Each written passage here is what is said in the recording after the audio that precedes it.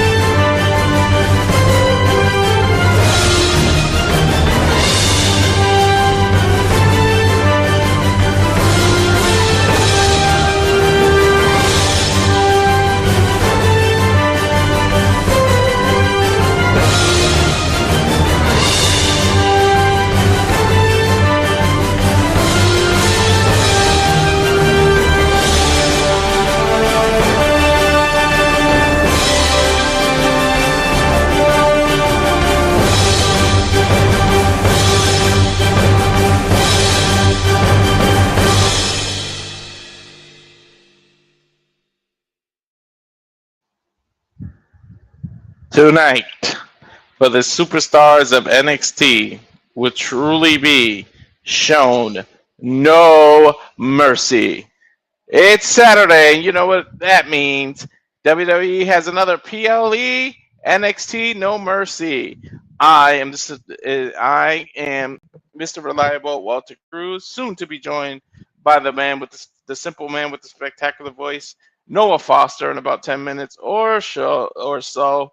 But we are here to present No Mercy as our in our watch along. We're going to go over some of the matches now and our feelings for it, and then we're about 23 minutes or so from No Mercy going live on the Peacock, because NXT is still on Peacock. Hello, Charles. Yeah, let's have fun. How you doing, Safet? And all you guys, Nestor, I see my brother in the chat. Thank you everybody for watching. So yeah, let's get right into it. Hopefully Noah will join sooner than later. First of all, reminder, that QR code you can scan to subscribe to the Rage Wrestling YouTube channel. It's as simple as that. We each have a QR code that'll lead us to it, and throughout the night I'm going to put the different QR codes and the subscription to what it leads to on the side. So let's get into tonight's event. Let me start with this. The North American Championship, or the Canadian North American Championship, as Ethan Page defends the title. This time is where it actually counts. If Tayvion Heights, much like he did last Tuesday, although he was dressed as Elihu de Wagner to do it, causes Ethan Page to tap out, he will, of course, be the new North American champion. And I assume if he wins that, it'll turn back into the regular North American championship, unless he turns it to the United States championship. But they already have that on SmackDown. So we'll see what happens. But to me, I feel Ethan Page is going to retain the championship by hook or by crook, because I feel like there was a little subtle of what they did in Tuesday. He ran into Miles Bourne backstage, and his eyes were on that prize and on that title. I feel like that was a little bit of a foreshadowing, and that's where we're going to lead to. We're going to get Ethan Page versus Miles Bourne, and that's when he'll lose the championship. But I hope he does get called up, goes to SmackDown, and he joins Chelsea Green and the Secret Service. Maybe he'll help book the new woman or do the interviews, because they are looking to replace Piper, as she has an undisclosed injury. Hopefully she comes back. Lord knows, we don't know exactly what it is. From Rumors, people. Take it with a grain of salt. It's her neck, so we know how iffy that is. That could cause retirement, but that's what happens. Now we got this match, which is a grudge match. Josh Briggs versus bouncy Javon Evans. Originally, if you go back and you watch no predictions, I went with Josh Briggs. I just thought that it was his time. But after last night and watching TNA Victory Road, for those that have not seen it, spoiler warning in 3, 2, 1. Leon Slater retained the X Division Championship. And at the end, Santino Marella made an announcement that at Bound for Glory, we are getting the fantasy match that everybody wants, but no one, and I mean no one, has been hounded for this match more than me. We are going to get Tayvion Evans versus Leon Slater for the X Division Championship at Bound for Glory. Therefore, for this match, I think Tayvion Evans wins, because why would you have halt his momentum? Did you guys watch Victory Road last night? And hopefully you watched our coverage as well. Did you see the reaction when he jumped on that screen and it was revealed that he's the next challenger? That man got the biggest pop of the night. It was a huge pop when they showed him. We finally get these are matches that you can only book in WWE 2K25, and we're actually getting it. We're getting two young studs for a championship, and both men can bounce around that ring. Obviously, his nickname is Bouncy. So I can't wait. So obviously, Javon Evans, I think, wipes the floor with Josh Briggs. Because why would you stole his momentum? This one, you know what? I'm going to save that for when Noah comes here, because I want him to reveal something. Here's a weaponized steel cage match with Blake Monroe versus Jordynne Grace.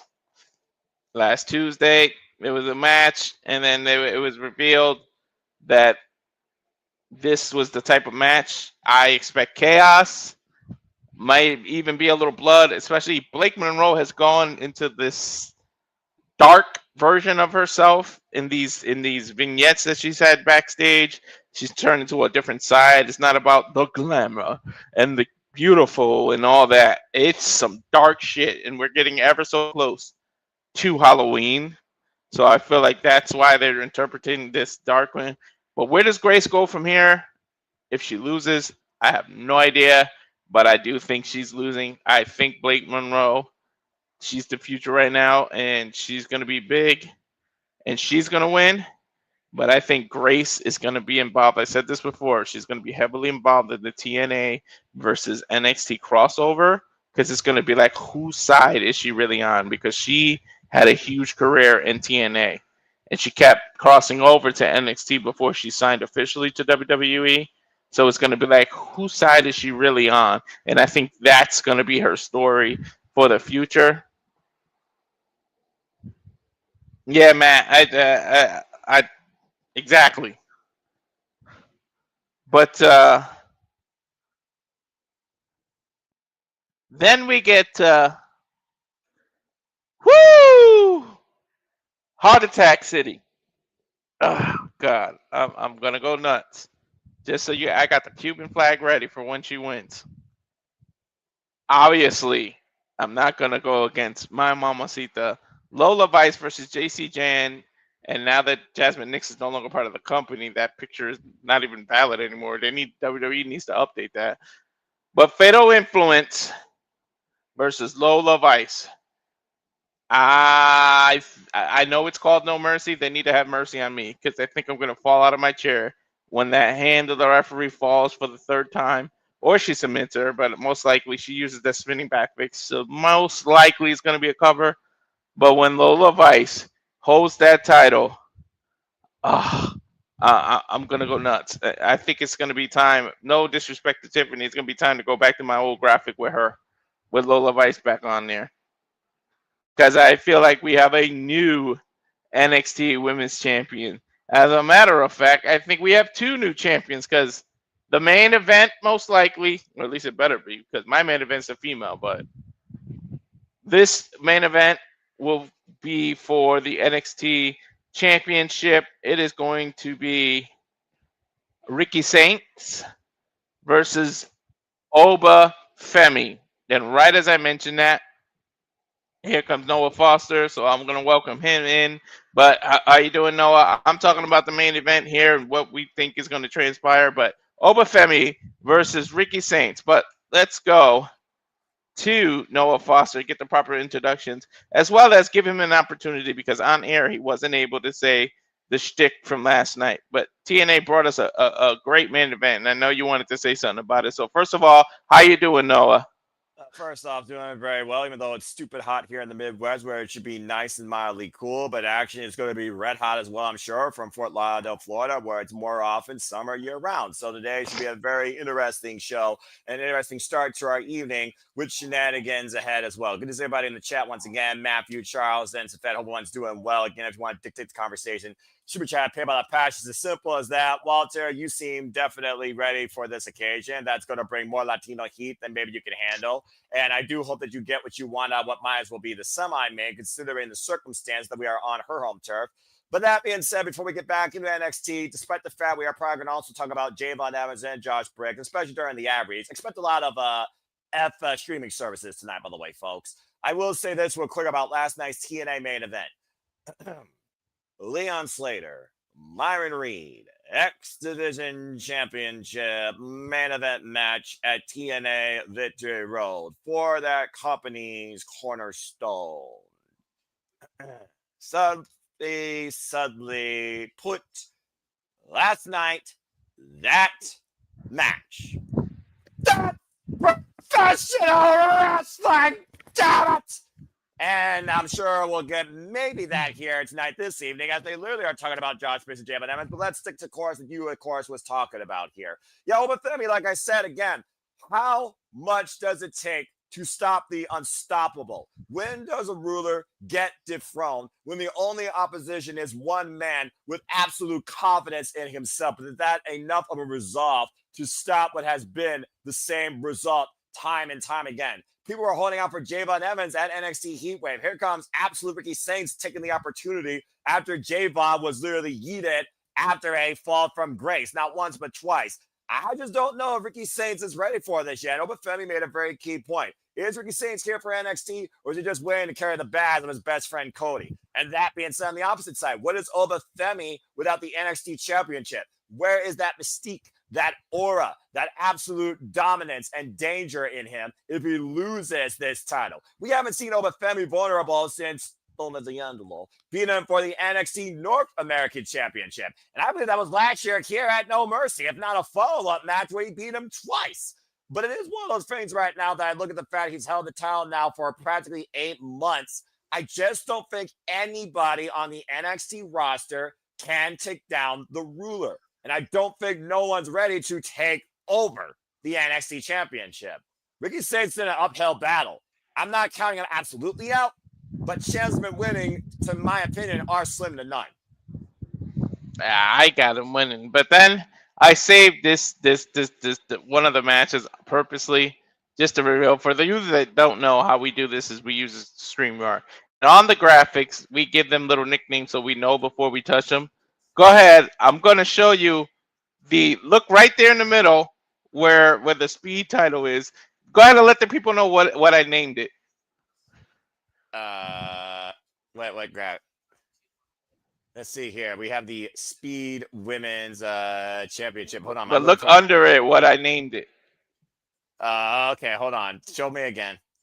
What are you doing? Go to the thing right next to where it says Briggs versus Evans. It's over to the right of that. In between Paige and Tayvion and Briggs and Evans. NXT Women's Speed Championship match. So Ruca versus Lainey Reid. I'm looking at banners. Are you talking not the banner. I'm talking about the overlays. Oh, why didn't you say so? You know I don't mess with the overlays. Oh, who gets? Damn. Well, I mean, let's talk about it, shall we? If someone has a stopwatch, count how fast I explain this match and this championship that means absolute jack diddly and see if I do it in less than 5 minutes. Are you ready? 3, 2, 1. So Ruca won this pointless championship that looks like a speedometer, and ever since then, she, of course, has defended it a couple of times. And, of course, these matches have taken place under a course of 3 minutes to determine a new contender, but apparently the match can actually last 5 minutes. And so Ruca apparently is a double champion, considering she holds the NXT Women's North American Championship and the Speed Championship. But tonight, Lainey Reid has a chance to beat her. Here she uses hospitality. There you go. There you go. And tell people what I had named it. You named it. Who gives a shit? Yeah, could have enough said there alone. I don't want to say. I don't. Let me just put it out there. I don't want to say we are undermining either competitor, but this is a consolation of the definition of being outside catering for 5 minutes. This is not a championship. This is an appearance. And so Ruca, sure as fuck, is above this, as she is still the NXT Women's North American Championship. You want to make competitors and championships matter? Then you should have Lainey Reid qualified to be the next challenger for Ruca's NXT Women's North American Championship. Speed don't mean shit. It hasn't meant shit since that movie where the bus could have exploded if they didn't go over 50 miles per hour.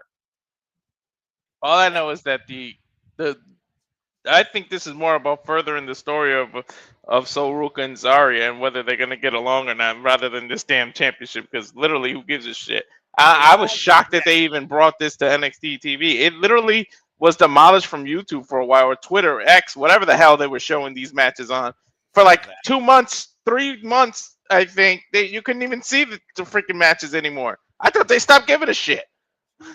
I'm pretty sure they just wanted to give some reason for people to tune in 4 or 5 minutes if they're not a WWE fan or refuse to pay $30 for their entertainment, because Lord knows it ain't worth that. I mean, hell, I got the $11 Peacock service, which is the cheapest bundle. So again, expect a lot of streaming services because there will be ads. But that being said, let's go ahead and get serious here. Let's get back on track here and talk about what we were talking about here, as they literally are talking about Ricky Saints and Femi. Subtly put, you did put Ricky Saints down. What makes you think Ricky Saints is the absolute choice to beat the ruler here at No Mercy, Walter? Go ahead and justify your pick. It's more about, I think Oba's. I said Cena's on this retirement tour. They need these big stars on the main roster. How much bigger is they going to get than Oba? I think Oba's going to get called up, and we are just, what are we? We might as well say October. So we're about 3 months away from the Royal Rumble. You know who's going to make a big-ass impact in the Royal Rumble? Femi. Trust me. He might be that monster thing where I don't think he's going to beat Roman Reigns' record, but he'll at least get close to it, eliminating a bunch of people. He's going to be a big star in the Royal Rumble. And then after that, he's going to be on the main roster. So I just think it's Oba giving the title back, because Ricky Saints is going to stay in NXT for a little while longer, but I think it's time for Oba to come up. What else is there left for him to do in the NXT? Aside for maybe in November defend NXT's name versus TNA? That's pretty much all that's left for him to do. He's literally lapping people. He's defended it against everyone. To your point, Josh Briggs, Yoshinki Inamura, Javon Evans, Trick Williams, shenanigans aside, but Absolute Ricky Saints did earn this opportunity, beating Josh Briggs. The number one contenders match, thanks to Javon Evans' interference. And to your point, as we had total nonstop anarchy, Ricky Saints and Femi, were more focused, importantly, on the task at hand, and that is who deserves to hold the NXT Championship. To think this athlete from the new program, by the way, out of the University of Alabama from track and field, this breakout superstar from Nigeria, could be this absolute of a force in WWE. Meanwhile, Ricky Saints, that's been on the grind, I'm going to call it what he is, it's absolutely like a stocks. Whether you watched him in NWA or AEW aside, he has wrestled his way to this point, to get to this business, to be part of the WWE, to challenge for, let's call it what it is since we merged the brands, brand split LLL, a WWE championship, because at this point, it's not NXT championship, it's the WWE NXT championship. And I just feel like that Ricky Saints is putting a lot of promise in himself. He gives me shades of Shota Umino that got thrusted to the spotlight so quickly and got a huge dose of reality. I wonder what will happen with Ricky Saints' psyche if he loses tonight. And will it humble him? Will it make him even more hungry? Is there a point of no return for either of these men? That's the thing that I look at in Ricky Saints. I see Ricky Saints being developed more because I just don't see Oba Femi being conquered yet. That's why I got Oba Femi retaining. Yep, we'll soon find out. The other match that I talked about that you missed, I gave the spoiler warning. I gave everything. I obviously changed my pick from where we were after last night. Yeah, And that was this one. Yeah. Did you did, Ah, did you hear the pop last night when this man showed up on the screen? I already gave the spoiler warning. You don't have to worry about it. I told everybody what happened, and okay. then I said Javon Evans he's the momentum. Why would you stall it if you just announced this big fantasy shit that you only get in WWE 2K25? We're actually getting it, and no one has emphasized and begged for this match more than me, and you can Accurate. vouch for that. Accurate. Well, one of these two men will live forever next month when we call about for glory. But here's to the night where one of these men might as well wonder what they're going to do next altogether. Let's be honest. Josh Briggs has been a lost cause as a dominant potential single star. He's almost got the Dijak freaking mystique and reek with him when it comes to so much potential, but doesn't get the big one done. How many times did Dominik Dijakovic have the potential to become an NXT champion and they never pulled the trigger? Now Josh Briggs is trying to find some sort of momentum all on its own without Yoshiki Nomura, without Brooks Jensen, without any sort of backup whatsoever, and destroy someone that's absolutely bouncy. For me, this match is a no-brainer. Jayne Evans has to win, and I kind of don't care about this match after what happened last night. What I do care about, though, is what Walter Cruz's future will look like if his number one mamacita, Lola Vice, doesn't win the NXT Women's North American Championship, which I figure is the match you wanted to save for last because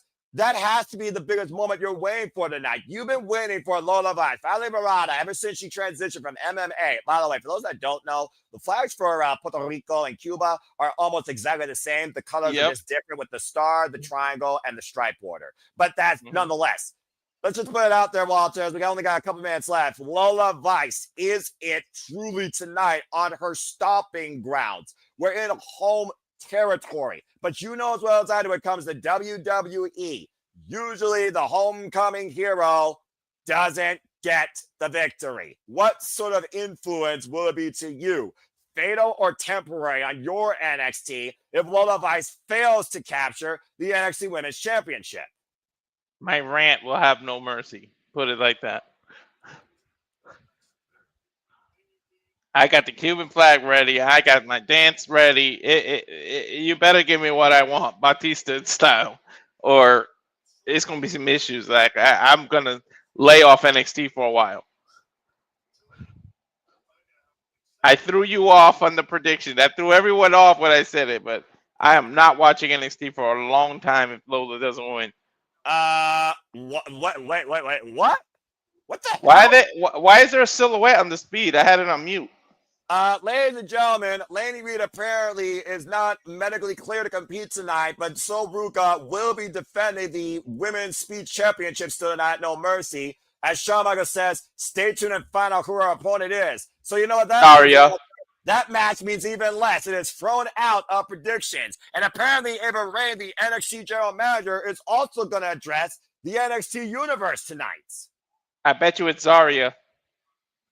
I mean, it seems like it's too obvious to be that, but also, I mean, I wouldn't rule it out necessarily. And now we know Ava Reid, and we also got let's not glance over the fact. Here's another spoiler for you folks: Jordynne is the TNA Knockouts World Champion.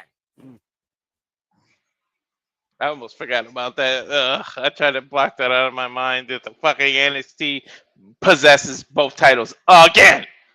And the story of our life before we named WWE TNA. And Safet with the phrase of the night, card subject to change, as we are 1 minute and 7 seconds away from NXT No Mercy taking the airways. And we're with you guys tonight for the entire duration. Again, we'll run down the card real quick.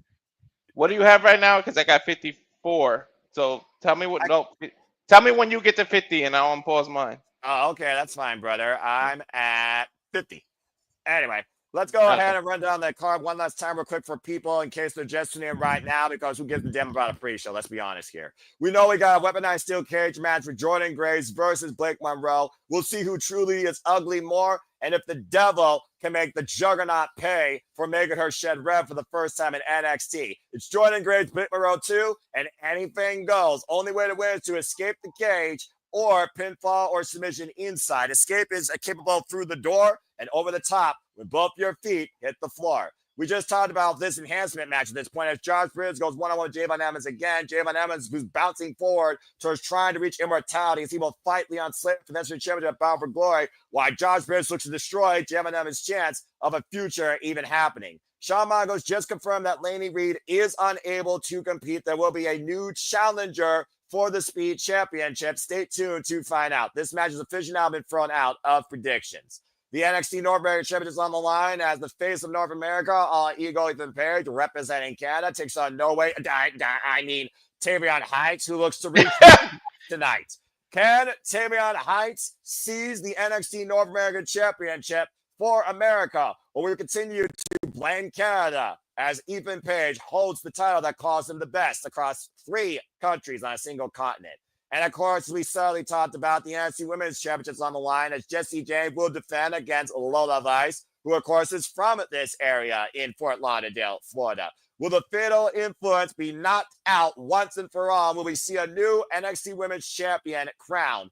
And of course, our main event will culminate in Oba Femi and Ricky Saints one-on-one for the first time ever for the NXT Championship. Is the result the same, or are we absolutely going to make history? That and so much more with everyone having an announcement for the NXT Universe tonight as NXT No Mercy is about to get underway. And there's your mama. Who's the first person they show? Again, she's home, Walter, but also here comes the NXT Women's Champion, who still gave us one of the biggest WTF moments of the year as she beats Steph Valkyria for that title. Notice she only has found Henry alongside her as they drop Jasmine Nix, who was found unconscious this past Tuesday, as Jordynne Grace is trying to figure out once and for all who she actually is. Why the glamour? Blake Monroe is going to show how pretty ugly can be when the woman from hell shows her face tonight in a weaponized steel cage. And there you see the number 1 contender for the NXT Championship, absolute Ricky Saints, who is looking to finally put gold around his waist. But he has to stop the unstoppable and prove the result cannot be the same as we see Oba Femi about to make his way. And again, folks, NXT No Mercy is about to kick off right now. Fort Lauderdale, Florida is sold out. Action red hot tonight as it's red hot here in Toledo, Ohio for me. But hello, everybody, and welcome in to the Super Reliable Studios as this is NXT No Mercy. Walter Cruz, Noah Foster, we are Super Reliable. Keep you in tune for the coverage and the content all night long. I'm not singing Lionel Richie. And again, thank you all for tuning in. Please like, subscribe, comment, tell a friend. If you want to dictate the conversation, Super Chat or PayPal of Passions is as simple as that. We hope that you all enjoy, engage with us, and we'll see, of course, who hits the jackpot or bust tonight on predictions and pursuing championships. And we'll find out more about Ava Rain's announcement as she addresses the NXT Universe. One thing for sure, Walter, there will be no mercy, but there certainly can be sweet victory for many competitors here tonight in NXT. I know they better start with the speed and knock this bullshit out of the way. Well, considering we don't know that Ruca is going to face now, it's going to be vacant. You almost got to wonder if they're figuring it out because this was very last minute as Lainey Reid, who hit Candice LeRae with some Southern hospitality, she wasn't mine to challenge for this title tonight, if you want to call it that. And also Lola Vice, who knocked the freaking NXT Women's Champion the fuck out with that spinning back fist, looks to say this reigns buenos noches. The injury bug is crazy the last month or so. Well, I mean, again, and of course, you want to talk about injury. I don't think neither of these women are going to be afraid to injure one another when weapons are 100% legal. The wrath of a juggernaut versus the revenge of a woman from hell. Never has something so glamorous seemed so sinister as Blake Monroe looks to show Jordynne Grace exactly what the evil looks like within her. As of course, right now we're looking at the cold opening here. Woo! I was waiting for that to come out. Sorry. You're fine. Again, breathe, Walter, breathe, as Safet says. And good to see everyone in the chat. Safet, Matthew, Charles, Matt.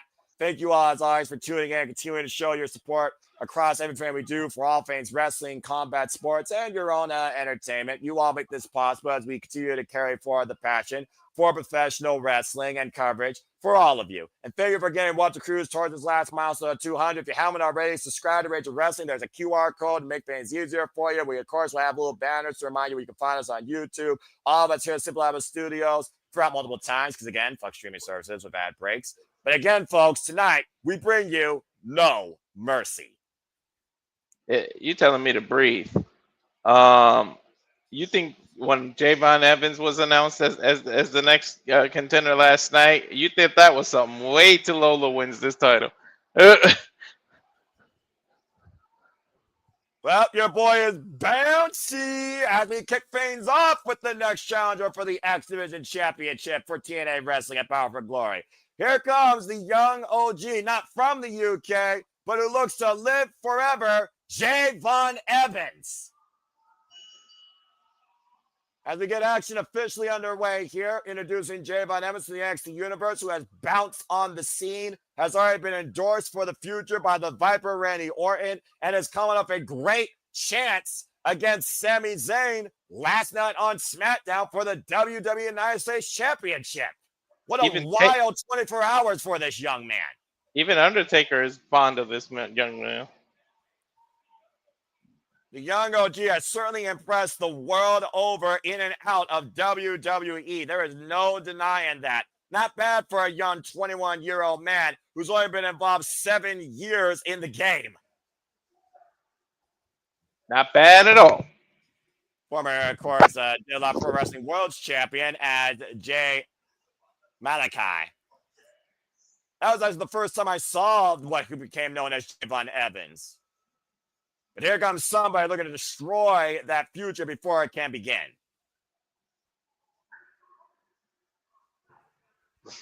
We'll see.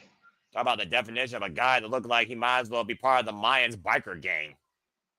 I mean, where does he go from here after he loses? Maybe he joins Dark State, sorry. The Dark Order. Botch.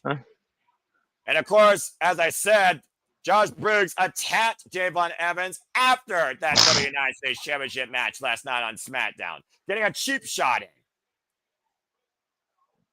Yeah, I didn't even watch SmackDown. We did TNA, and I haven't even watched it. I watched highlights, so I know what happened. But yeah, exactly. The way is the simple man. You watch highlights for the shows you refuse to pay for, refuse to dedicate enough time with. It's underwhelming advertisement versus in-ring content. Horrible when that's in-ring content. But anyway, that being said, Javon Evans, Josh Briggs, not the first time these two have gone one-on-one, and Javon Evans is, of course, coming off that loss for the NXT Championship at Heatwave just last month. And, of course, we saw Tuesday's chaos, not only this past Tuesday, but last week, Tuesday, at Homecoming, Walter, when these two barraged backstage. The bell rung, and right at the gate, Evans came out with a big boot. It's one of those things that you don't expect Javon Evans to be one of the toughest guys in a fight, besides the fact that he can rebound off anything. Shout out to Kelly Kine, Mike Rowe, Vic Jones, and Booker T as the correspondents for NXT. Right now, look at that ringside area, by the way. Small ringside area here to actually use towards your advantage. Mm-hmm. We also got to consider if Javon Evans is coming in as at all at less than 100%. He's got to be. That was a hell of a match against Sami Zayn. Thank you, Watch Wrestling Online and WWE Matches on YouTube. He's going to have to throw some hands. He's going to have to move really quick here if he's going to outlast Josh Briggs or outsmart him. Let's not forget, Javon Evans beat the freaking Legend of Future Greats Season 1 winner, Jasper Troy. Might as well put him in a catering. Nice cross body and a 1 count. I don't know if you noticed, but his ankle got tripped on the rope, and ever since then, he's limping. Javon. Well, Javon Evans can ill afford any sort of injury. Now, in 2 weeks, he's heading to TNA's Bound for Glory, October 12th, challenging Leon Slater for the X Division Championship. Say it again! Ha ha! I got it. Woo! Back elbow strike, though, as Josh Briggs got Jaylen Evans right where he wants him here, though, in the corner. Trying to make sure what happens to a ball when it hits a wall doesn't come back for a second shot. That's just simple physics right there. Big man versus small man. Who wins most of the times? Mm-hmm. Josh Briggs and Jaylen Evans have only had one other one-on-one match on NXT television, and Josh Briggs did beat Tayvion by dubious means, literally September 9th. Drops the elbow hard. Here's the cover by Josh Briggs. Gets a 2 count. Dude, seriously, just bounced off the mat. That's why they call him that. That was a high backdrop. Yeah, I do wonder, though, if that coil effect, we want to call it that, all this bumping off the mat, is that to Jaylen Evans' benefit, or is that just outside his control, but it just comes the way his body just hits? It's one of those things when I think about the impacts that Jaylen actually takes versus what he gives. Mm-hmm. Josh Briggs, by the way, in case y'all don't know, 32 years of age, 9 years in the game, trained by Brian Fury. Only accolade in his NXT career is formerly the NXT UK Tag Team Champion alongside Brooks Jensen. He is also a former Evolve champion prior to WWE owning Evolve. Get to the midsection there. Irish whip off the ropes, and Jaylen bounces off, catching a nice roll up and a 2 count. Nice kick Josh out. Briggs, you would think a guy like this would actually be a force to be reckoned with in NXT. Double underhook. Oh, man. Talking about the same company that had Dijak and didn't know what to do with it. Cover 2 and a kick out. To your point, Dijak and Josh Briggs were both involved in NXT North American Championship matches as well as NXT Iron Survivor matches. I imagine that everybody's announcement is going to be something partaken towards Halloween Havoc, which will be the next time we'll be covering NXT for all you fine folks. And shout out to Shadow Gamer _ X. And again, Blue Thunder Bomb actually does win matches, folks. I no longer want to hear any crap about that. And it's good to see New York State of Mind in the chat as well. And I hope that he got everything he wanted from Major League Wrestling, as he, of course, told me about some big upcoming news on my feed regarding that. As, of course, again, we will have a new challenger for the Speed Women's Championship since Lainey Reid is not able to compete. Someone like Josh Briggs right now is underestimating Jaylen Evans, taking him lightly here, Walter. That's the last thing you need to do. I think Oba did that too, and he surprised Oba when on that one-on-one match. He may not have won, but you know Oba gained a hell of a lot of respect for him. Well, the jury is out. If it wasn't for the referee being out of position, Jaylen Evans could have won the freaking NXT Championship after hitting that ridiculous slingshot cutter. Bro, he had him for at least a 6 count. A hard Irish whip, though, as Javon's grabbing the small of his lower back. You see right now, Josh Briggs just basically scouting Jaylen Evans' vulnerability. And you figure about, again, Walter, grabbing the small of your back or grabbing the hip. Let's look at what happened to Myra Reid last night. It was grabbing the side of his hip that allowed him not able to capitalize. And Leon Slayer finally hit that Swanton 450. You know what happens when your hip doesn't work in your favor. Oh, Mm-hmm. Big right hand by Jaylen, though, rocking the self-proclaimed destroyer, former N1 victory participant for Pro Wrestling Nola. Put that in perspective, folks. Briggs, ironically, was showing mercy. Like, he didn't capitalize when Tayvion was hurt. He, like, hesitated a little bit. Yeah, and I think that's one of the flaws with Josh Briggs. He has all this potential, like you said, like Dijak, but I don't know if he has the killer instinct truly, despite the fact he turned his back on Yoshiki Inamura. That team is no longer a thing. I don't even know if Inamura is still part of NXT. Mm-hmm. And just, oh, man, back first goes Jaylen into the barricade, off the apron. To be fair, I didn't know Rich Holland was still part of NXT till last night. So, I mean, the jury is out whether he's still part of NXT or he just went freelance to try and attack Mike's 10 and TNA, but it's a whole different conversation. well, they billed it as NXT versus TNA, so I assume. Referee's counting up to 4 right now as Josh Briggs again is just soaking in the absolute visceral of the NXT universe here. Let's be fair. He's one of those that would take the count out victory. Most people will be like, nah, I want a definitive win. Yeah, I think Briggs will take any kind of victory he can get. He don't give a shit. Well, again, what does that prove to Josh Briggs if he simply takes a count out here against Javon Evans and literally just leaves the man to fight for another day? If Josh Briggs is actually going to try and prove that he's worthy of any championship, he needs to get a big time win here. Definitely. Up and around again, just planting him down. Whip for the splash as Javon rolls out of the way. Josh Briggs right now, you thought that Josh Briggs might have hurt himself with that splash and nothing but canvas. Seems all it did was just anger him further. Josh Briggs, by the way, like I said, lost out on the NXT Championship #1 Contenders match against Ricky Saints back last month in August. Last match he won was actually under dubious means, a Philadelphia street fight against his tag partner Yoshiki Nomura before he beat Javon Evans here. We got this rematch. Mm-hmm. And of course, we saw Josh Briggs challenge for Open Femi's NXT Championship in a triple threat alongside his former tag partner on NXT TV when Nomura failed to capture the title. And he was jealous of him, man, because he damn near captured the title, Nomura, and then he was seeing it. He felt like the weak link of that partnership, I believe. Well, we've always talked about who's the Mario Jannetty in any sort of pairing. And you might as well say that about females at this point as well, as people might be talking about the dismissal of Ruca, which I hope they're wrong. Javon still fine bat, though. Don't count Javon out of this fight, though, as we look at these two men. Whoa, rebound up the bottom rope into a German suplex. Damn! Javon starting to rally here. Incredible use of his own body momentum to catch him with a standing waistlock into a German suplex. We talk about his speed, his agility. But no, we don't really underestimate his strength. Look how big Josh Briggs is. And for Evans to be able to just do a release German like that took a hell of a lot of strength. Well, you're talking about the intangible, of course, of a wrestler here. And Josh Briggs feels insulted at this point. Feels like Javon Evans still can't match up to him.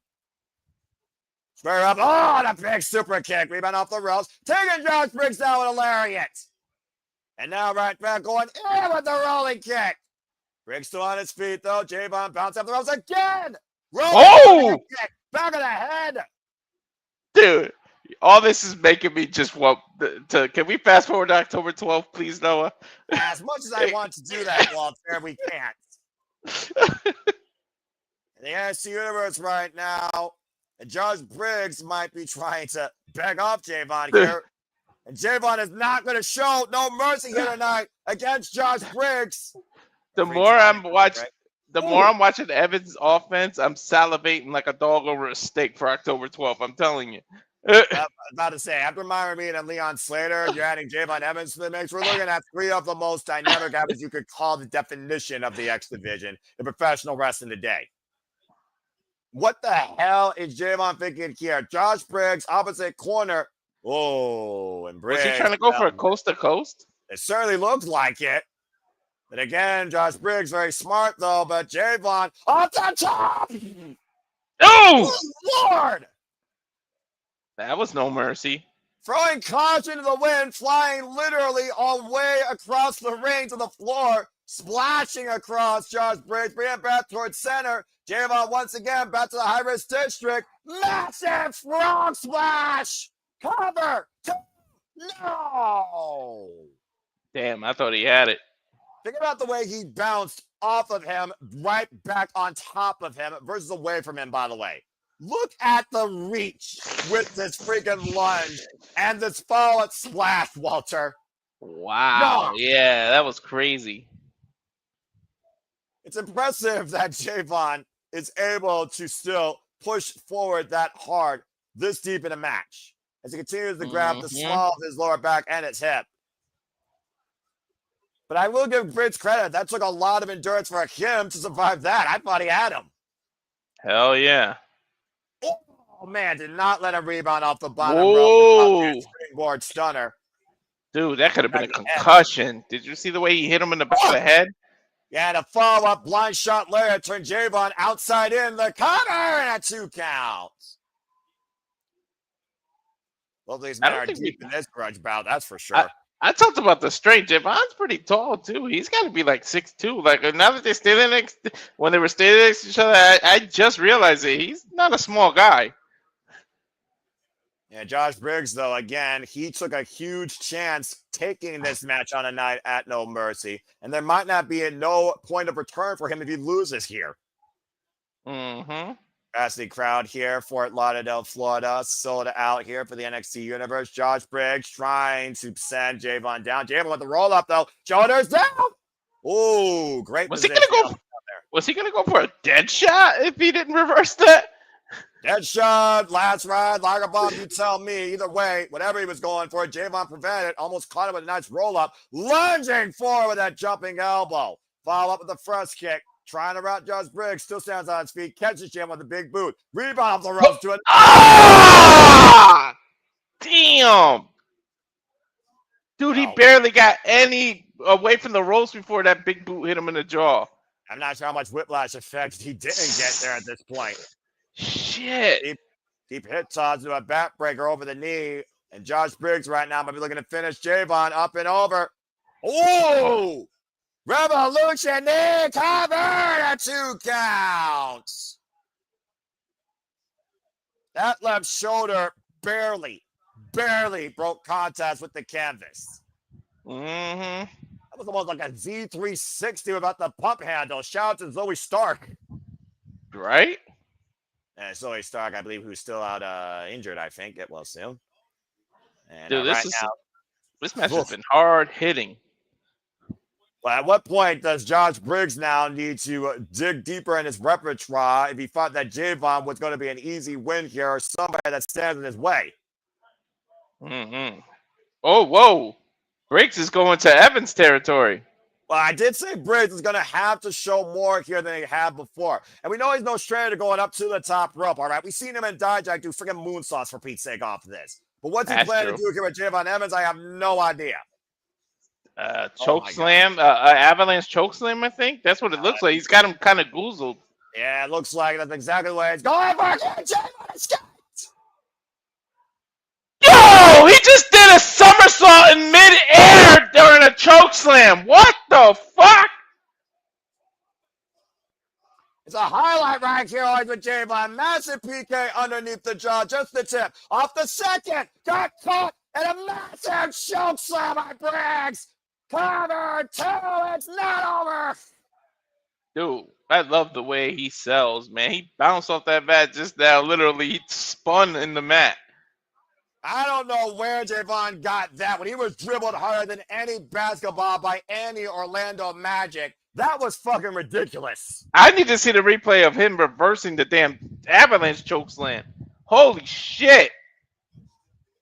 And it seems like Javon was one step ahead of Josh Briggs there for a moment, and Josh Briggs was able to counterattack. Now Josh Briggs getting desperate, trying to rip the turnbuckle pad, and no longer. Low bridge by Javon since Josh Briggs to the outside. Uh-oh, wait a minute. And Javon right now looking to dive. Tope got caught, though. Got caught. Rebound off the ropes. Oh, God. Clubbing blow by Briggs. Rebounding Javon off the second rope right into his freaking forearm. Sending him back inside the ring. Josh Briggs following up here. Massive running lariat. Cover. That's grabbing it. But the foot falls on the rope. I swear I was just going to say too close to the ropes, though. Sometimes better to be lucky than it is to be intelligent. All right.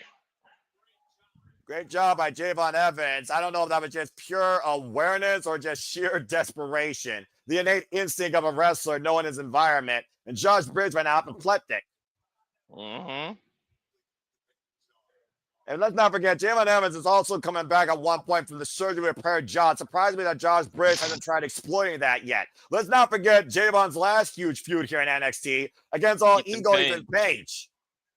I forgot about that, Joel, until you just said that. Yeah, back at Roadblock when he turned Ethan Page's grin upside down. And Josh Briggs, though, has to regroup here, has to stay on the attack. If he's going to win this, he might have to go for broke. Javon's saying no, though. Not letting Josh Briggs make the ascent. Hey, man, what's the thing I tell you that you can't measure in a professional wrestler? He's got heart, man. No. Javon is still defiant. Yeah, look at this fight. Oh, man! Came out of nowhere with that kick off the second rope. Oh, got put out of midair. And Briggs might be done playing with Jayne here. Hoist it up again. Counter with a counter. And now spring it off the top rope. Big avalanche cutter out the corner. Cover. Jayne with the win.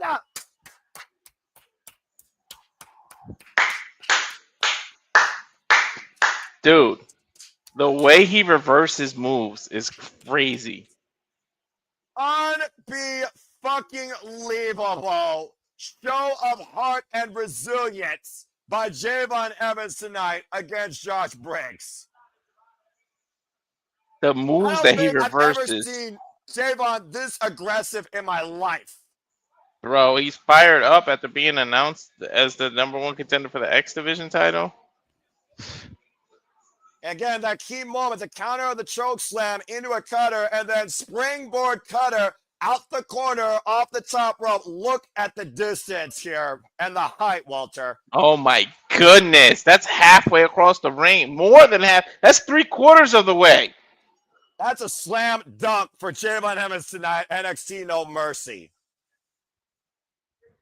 If you're the young OG that wants to live forever and you have a date for the X Division Championship against Leon Slater, you just gave the X Division Championship a hell of a scouting report.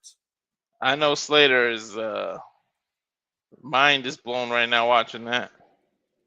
Well, I'm sure that Leon Slater has had his eyes on Javon Evans ever since NXT and TNA started this partnership pre-acquisition. As we go to commercial break, fuck streaming services. I know I have. Right? Oh, man, that was fucking great. A hell of a hot kickoff here tonight for NXT No Mercy, and that wasn't even involving a championship. But at this point, Javon Evans, that boy could bounce towards any championship opportunity. And of course, like you said, Walter, at October 12th, Bound for Glory in TNA, he will try to make history as he challenges for the X Division Championship. As we take a moment to look at y'all's spot here in the chat, everyone saying, Bouncy, what a match. That's insane. I'm gonna insane, all accurate. I'm gonna go to sleep. Wake me up on October 12th. About to say, that a moment before. You realize we still have a whole lot more to do before that point, right? I'm just saying. Including tonight. Sorry, but we do have the Canadian karaoke. So Opinion Live is Noah doesn't like it, but you know, it happens. Yeah, I'm sure. So much more is also going to happen here at the Super Live Studios. But that being said, don't take my word for it. Check out what's ahead here and when we cover all the wrestling. And we'll see you on the other side of this commercial break. And now for a taste of things to come.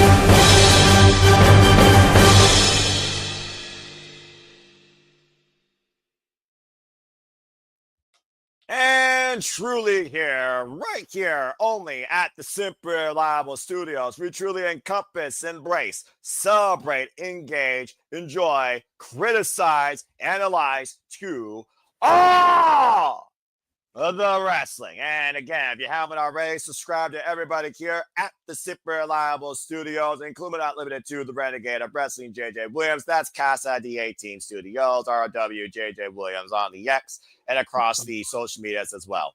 And shout out to the virtuosa Diana Perazzo, as I, of course, encourage anybody, especially during this time, if you are pursuing educational advantages or pursuing further educational adventures, do the best you can to provide yourself and your family a brighter future. Whether you go to Southern New Hampshire University online or do something else, I wish you nothing but the best in your studies and in your discipline. No, it won't be easy, but long may your success in education fucking reign. And shout out to the virtuous Diana Perazzo, who's part, of course, the Ring of Honor Women's Spirit Championship Tournament. Congratulations, by the way, to Billy Starks, who advanced being Olympia. She will now face either Yuka Sakasaki or Serena Deeb in the semifinals. Still to come, Diana Perazzo versus Trish Adora in the first round to see who, of course, will face off against Queen Aminata. Speaking of face-offs, we saw this past Tuesday at NXT, Walter.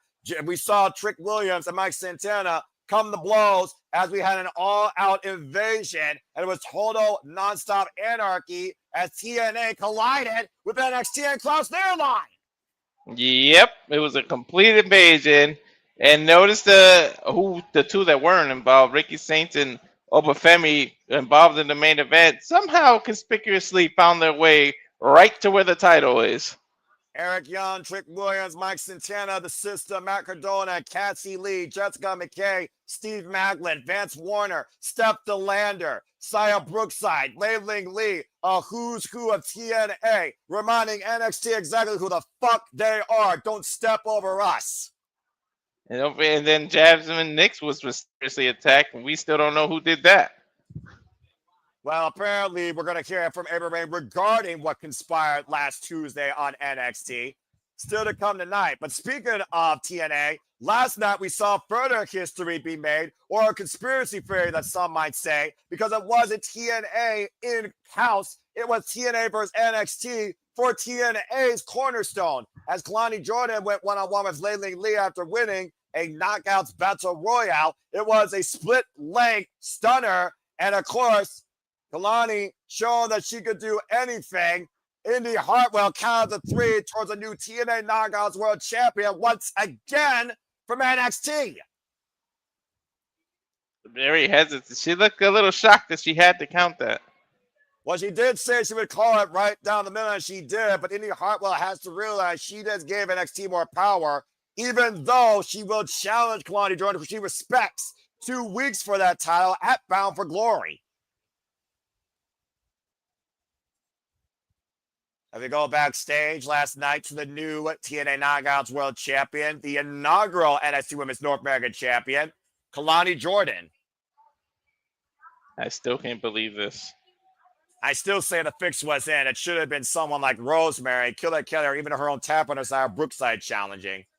Was she not the only NXT representative in that damn Battle Royal? Yep, she was the only NXT. Yeah. I'm sure not coincidental at all. You know what I mean? How was she coincidentally already there? Let the conspiracy theories begin. Well, as I'm TNA faithful and I say fuck the black and chrome, I'm definitely going to breathe on the side of conspiracy. Call me Jesse Ventura until you prove me otherwise. Kalani Jordynne is now the face of the TNA Knockouts. But I'm not going to deny Kalani Jordynne in the honorable effort she did give in pursuing that match. I just wish it was under different circumstances versus what happened to Ashley, who may have retired altogether from professional wrestling. I hope whatever it is, I hope you're well. Well, speaking of people that can't compete, as we learned, Lainey Reid can no longer compete now for the NXT Women's Speed Championship, but we still are going to see Ruca hang 10 as she will defend that title right now. Let's see what Shawn Michaels has come up with for her opponent. Checker flag in play by Zarya. Ruca, get ready to start your engines. Funny how I already had that set up. Let's see. Yeah, right. We apologize, sir. People, we didn't know that this was going to change, so the graphics is obviously going to show the wrong thing. Well, I mean, again, we literally learned during the countdown. And Ruca, I'll give credit's due, why she has nothing but a giant speedometer sticker in her hand. I give her credit for being a fighting champion even under this title that shouldn't exist. Mm-hmm. Again, so wanted to defend the title tonight regardless of Lainey Reid not being able to compete. Showing why she is a fighting champion with 2 belts for a reason. Tell me it's Zarya, please. Well, let's find out here momentarily. Wait, yeah, that belt's not important enough to have somebody from NXT come. I meant from TNA. Oh, what the hell? Is that important enough for you, Walter? Hi, Miss Parker. I guess Jada Parker must be feeling lucky considering she was involved in the decision where she got pinned by Lola Vice for Lola Vice to challenge for the NXT Women's Championship. Jada Parker looking to take the speed title tonight, stepping up to the plate. Oh my God, Noah. Let's go ahead and talk about the rules real quick. Folks, in the Speed Championship match, there's a 5-minute time limit. If no decision is rendered, the champion will retain. But continue, Walter, because it sounds like you just woke up for another reason. No, if Mama Sita and Jada Parker both win a title on the same night, you might have to check my pulse. Let's go down to the introductions for this match. Someone have water and a defibrillator on standby. We'll go to Mike Rome for the introductions here. I don't think Jada Parker's in the middle. A 5-minute timer on the screen when the bell rings. You know. Also from Florida, St. Lucie, Florida, Jada Parker, former all-collegiate national level volleyball player. And her opponent from Honolulu, Hawaii, looking to say aloha to Jada Parker. That means both hello and goodbye. Our current Speed and NXT Women's North American Champion and all-collegiate background amateur national wrestling. As Ruca has been one of the faces of the NXT Women's Division for quite a period of time. You think Lash Legends even going to let Jada Parker get this title, though? Look, considering those two have been literally bickering like two bad bitches with an attitude, I highly unlikely no likelihood. But again, here's the fastest match tonight. NXT WWE Women's Speed Championship. 5 minutes on the clock. The reigns are underway. And right now, so we're going to immediately try to look for a crucifix takeover. Goes for the roll-up. Here's a cover already. Gets a 2 count. Jada with the reversal. Goes for a 2 count here.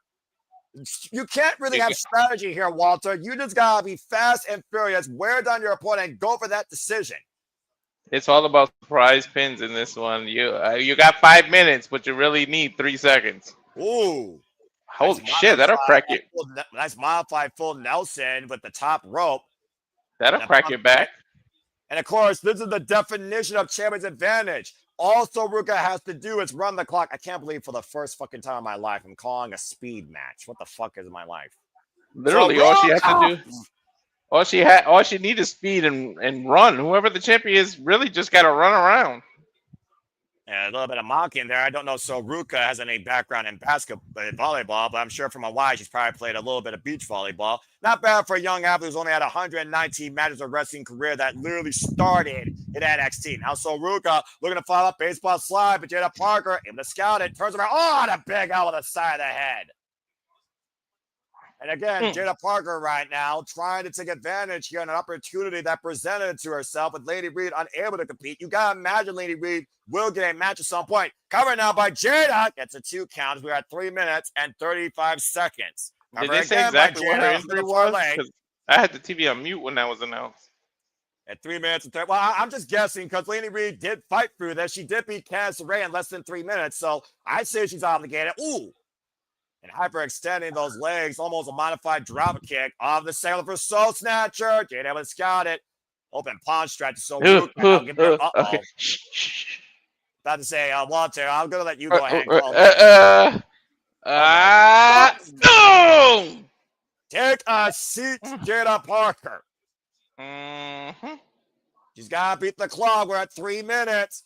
Falcon Arrow has done the deal. So the follow-up cover off the far leg and kick out.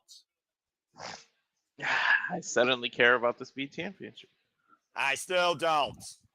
But I do care about Ruca, and I do think Jada Parker was the best thing coming out of the mud. Face first goes Ruca, now off the ropes. Up and around, Ruca. Whoa, lost her foot there. And Carter and the hook of the leg. And 2 count. Again, doesn't have to be messy, just has to be effective. Oh, an elbow strike. Yeah, that was messy, though. And, She couldn't handle the weight. Running knee. That was nice and pretty, though. I will say that. Ruca, 26 years of age, 3 years in the game, springing up and over. Looking for it. And runs into a big right. Rolled back in the ring. Hello. 2 minutes left. Jada Parker has got to be aware that time is not on her side here. The more that counts down, the faster it goes. Once again, hoists Ruca. Nice knee to the head, though, preventing brainbuster. Counter DDT by the champion. Damn, that hurt. And a cover now. Lateral press by Ruca. And a 2 count again.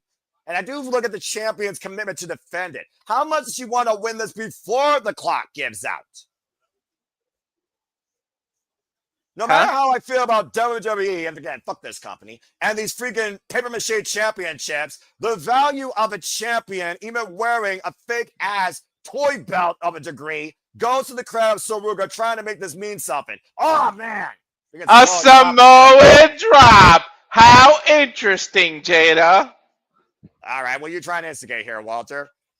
And stun gun across the top rope there. Ruca takes the footing out from Jada, bringing her to the outside here. And both superstars on the outside now. Throat thrust by Jada to Ruca. And we are down to 1 minute. Final lap. Ruca able to stop the steps. Cold red for Jada Parker's chances here. Face first in the steel steps goes Jada. And Ruca right now able to counter Jada's early offense. What the hell? Off the steps. Went for the moonsault. Jada got out of the way. Oh, I can't tie it. Hip attack. But you or hypnotic, whatever she calls it.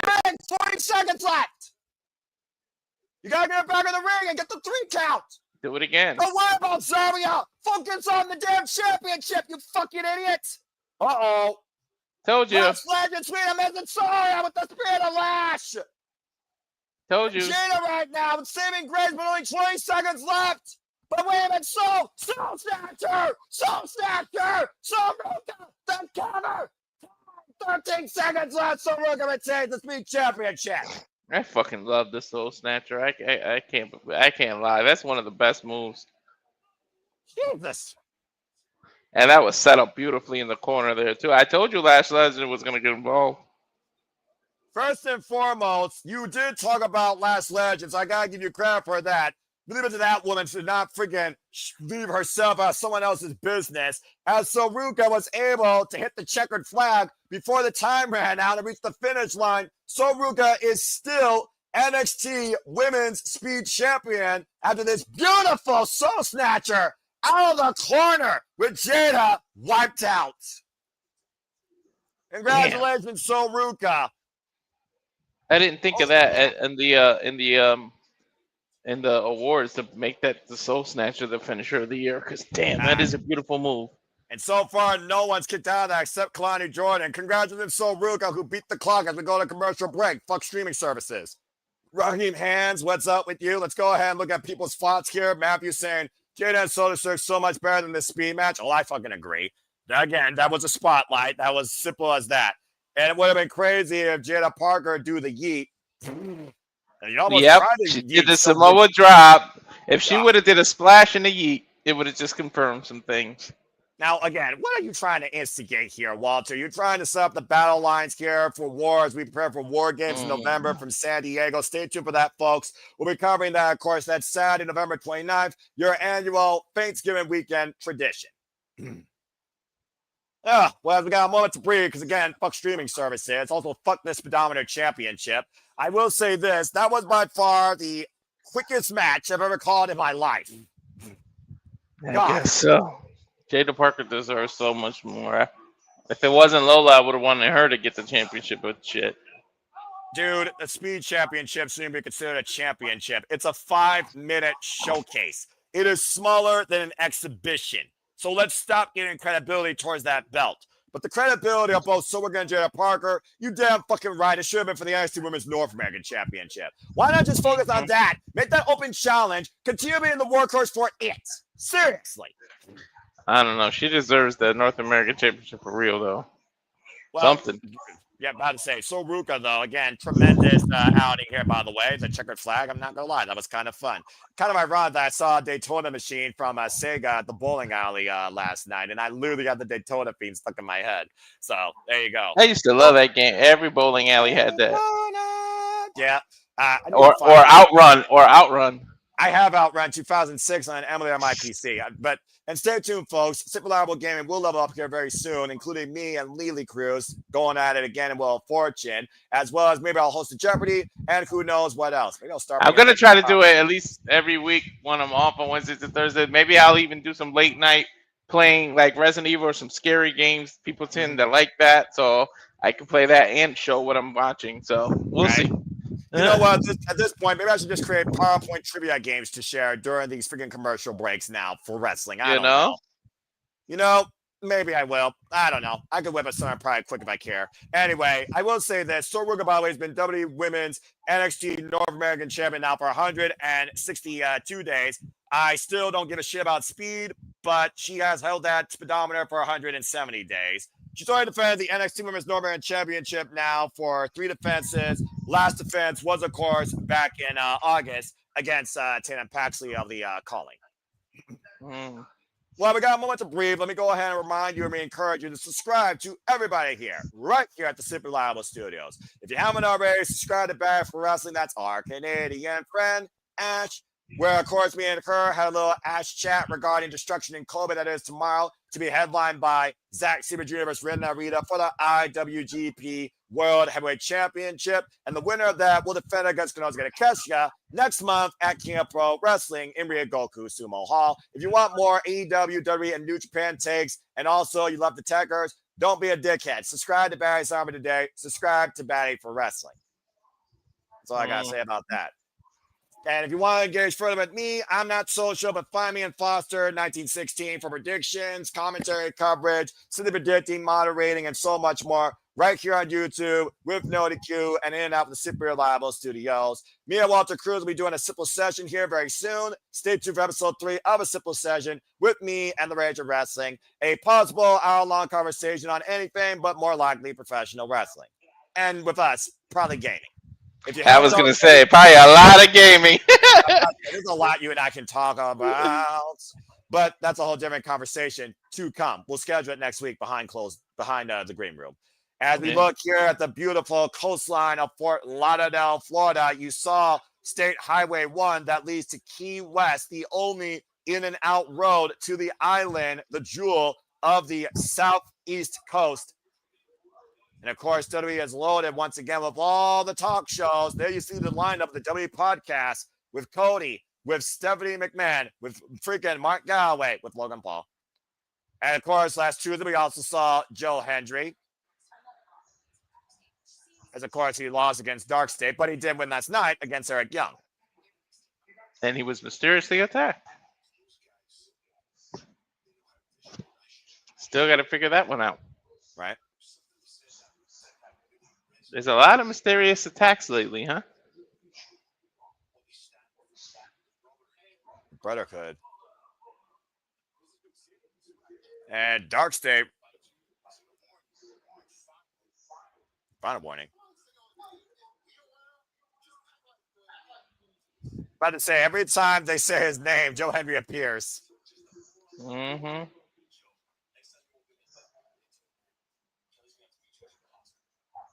Damn. You know, for a group of enhancement guys, I'll give Dark State credit where credit's due. They have become quite a formidable foursome. With them or against them? Interesting. Wait, Joe? That was interesting. You don't think that Joe Hendry would consider actually... Man, he appears. I believe in Joe Hendry. That being said, you wonder maybe if Joe Hendry needs to find maybe some motivational allies in his pursuit of maybe getting the Teenage World Championship or finding a key win here at NXT. Well, speaking of something that's very personal, time to go to hell with the glamour and the juggernaut. Jordynne Grace, Blake Monroe too. This time, it is not going to be pretty. For both women, they're expecting it to become damn right ugly.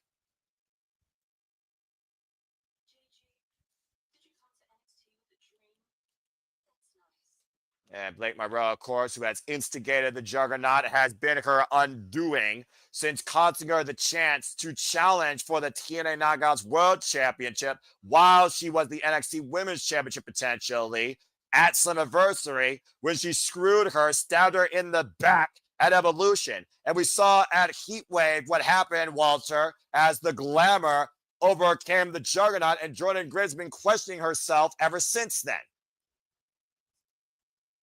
And of course, Jordynne Grace has still been assaulting Blake Monroe every chance she could, saying that she is not what a real superstar is.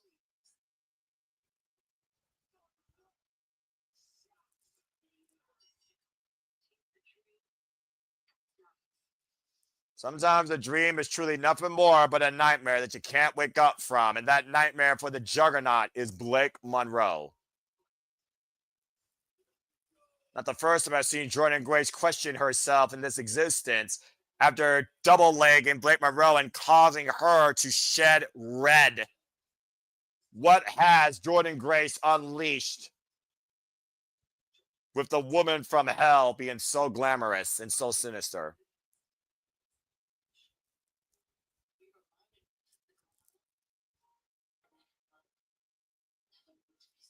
The glamour and hell was a match not made in heaven, but they were never meant to be separated.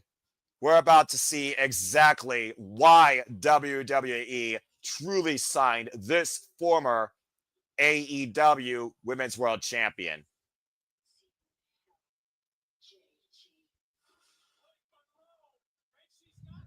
Blake Monroe comes weapons in hand, dressed for a fight, not for a day at the salon, as Ava Rain turned this into a weaponized steel cage match, as these two couldn't wait to get their hands on each other.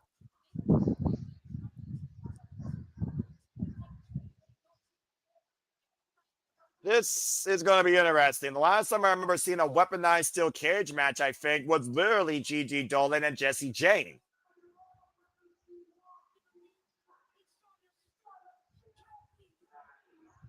Same rules apply to a weaponized steel cage. As I said earlier, you escape with both your feet hitting the floor, either through the door over the top rope, over the top, or you win via pinfall or submission inside the confines of the steel cage.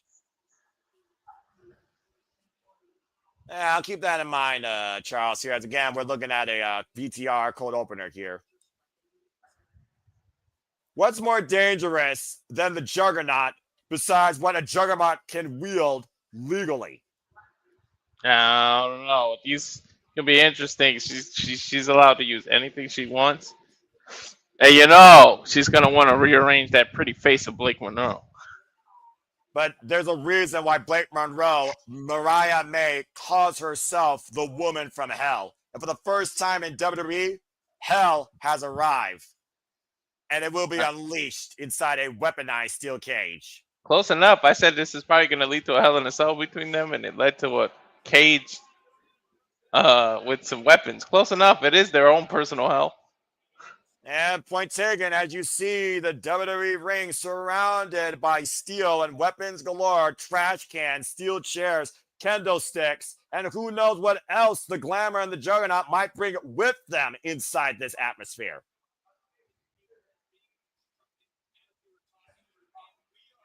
We are about to witness all-out carnage here. The definition of no mercy is this match.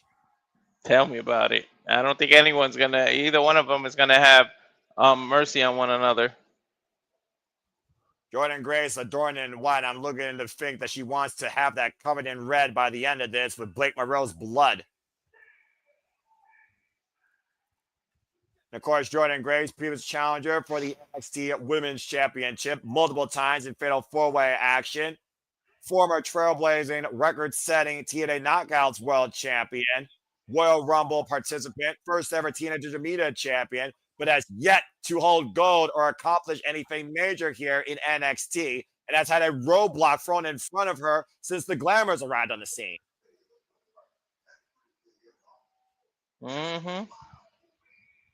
Not the first time we've seen Jordynne Grace, like I said, doubt herself. We think about how long it took to beat her forever rival in the Virtuosa, Deonna Purrazzo. And of course, that led her back to where she believes she belonged, in the TNA Knockouts World Championship picture, eventually capturing that. There's no doubt, Walter, if Jordynne Grace wins this tonight by any means, she has to have that confidence back in herself to pursue the NXT Women's Championship again. Yeah, this has got a lot of implications to her future. Enter the Glamour.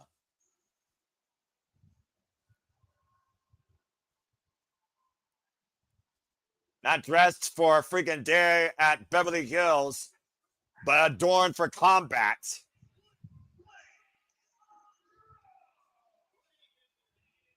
This is going to be very interesting. I'm sure we're going to talk more about this as these women are going to literally barrage each other. I almost feel like Blake Monroe and Jordynne Grace doesn't want to pursue escape. They want to literally hurt each other as long as humanly possible. They don't want to. They don't want to have any mercy on one another. Literally. Well, what do you think's going to happen inside this, man? I mean, we see some crazy shit. We watch freaking Japanese wrestling. We saw what Mariah May did to Timeless Toni Storm in pursuing that freaking championship and almost killing her in the process. Mm-hmm. This may be WWE where the children play, and we have to be PG, but I really feel like these two are going to show nothing less but ruthless aggression. You know? Someone's going to feel something here very shortly. Bell rings are underway, and both women collide in the middle of the ring. There's never going to be pretty here, folks. This is going to be downright ugly and physically taxing. Yeah, the only pretty things will be the competitors themselves. That's about it. Well, I don't know if that's going to be true for too long here, let alone the violence. Swinging a miss by Jordynne Grace, stinger effect against the steel cage in those ropes as the Glamour, Blake Monroe, wielding a pink candlestick. And Noah, just Jordan's wearing all white. Just saying. I'm about to say the contrast here of someone with a pure heart versus somebody with a dark spirit. The tail of the tape itself with Blake Monroe and Jordynne Grace. That won't be surprised if color is available. And of course, Jordynne Grace now winning a weapon in this match and swinging on Blake Monroe's back. Not the first time the Glamour's been punished. Hoisting her up and planting with a spine buster on a pink steel chair. Cover, back press of her leg, and a 2 count. I mean, we've seen last man standing matches. We've seen all-out street fights. We've seen Extreme Rules. Here at No Mercy, particularly with the men and women. Let's not forget Tiffany Stratton and Becky Lynch went to the Extreme over there to see Women's Championship 2 years ago. Mm-hmm. Ooh. For a skull crusher finale, possibly, with Blake Monroe face first with that steel chair to Jordynne Grace. Double leg takedown, though, by the Juggernaut. Now hooking up Blake Monroe. And punishing her with a full Boston Crab. And bringing the steel chair. What is she doing here? I don't know what the hell she's doing. Sitting on the chair. Adding further pressure to Blake Monroe's back with that steel chair and her added weight sitting upon it, to your point. Well, that's Very different. there. I don't think I've ever seen that.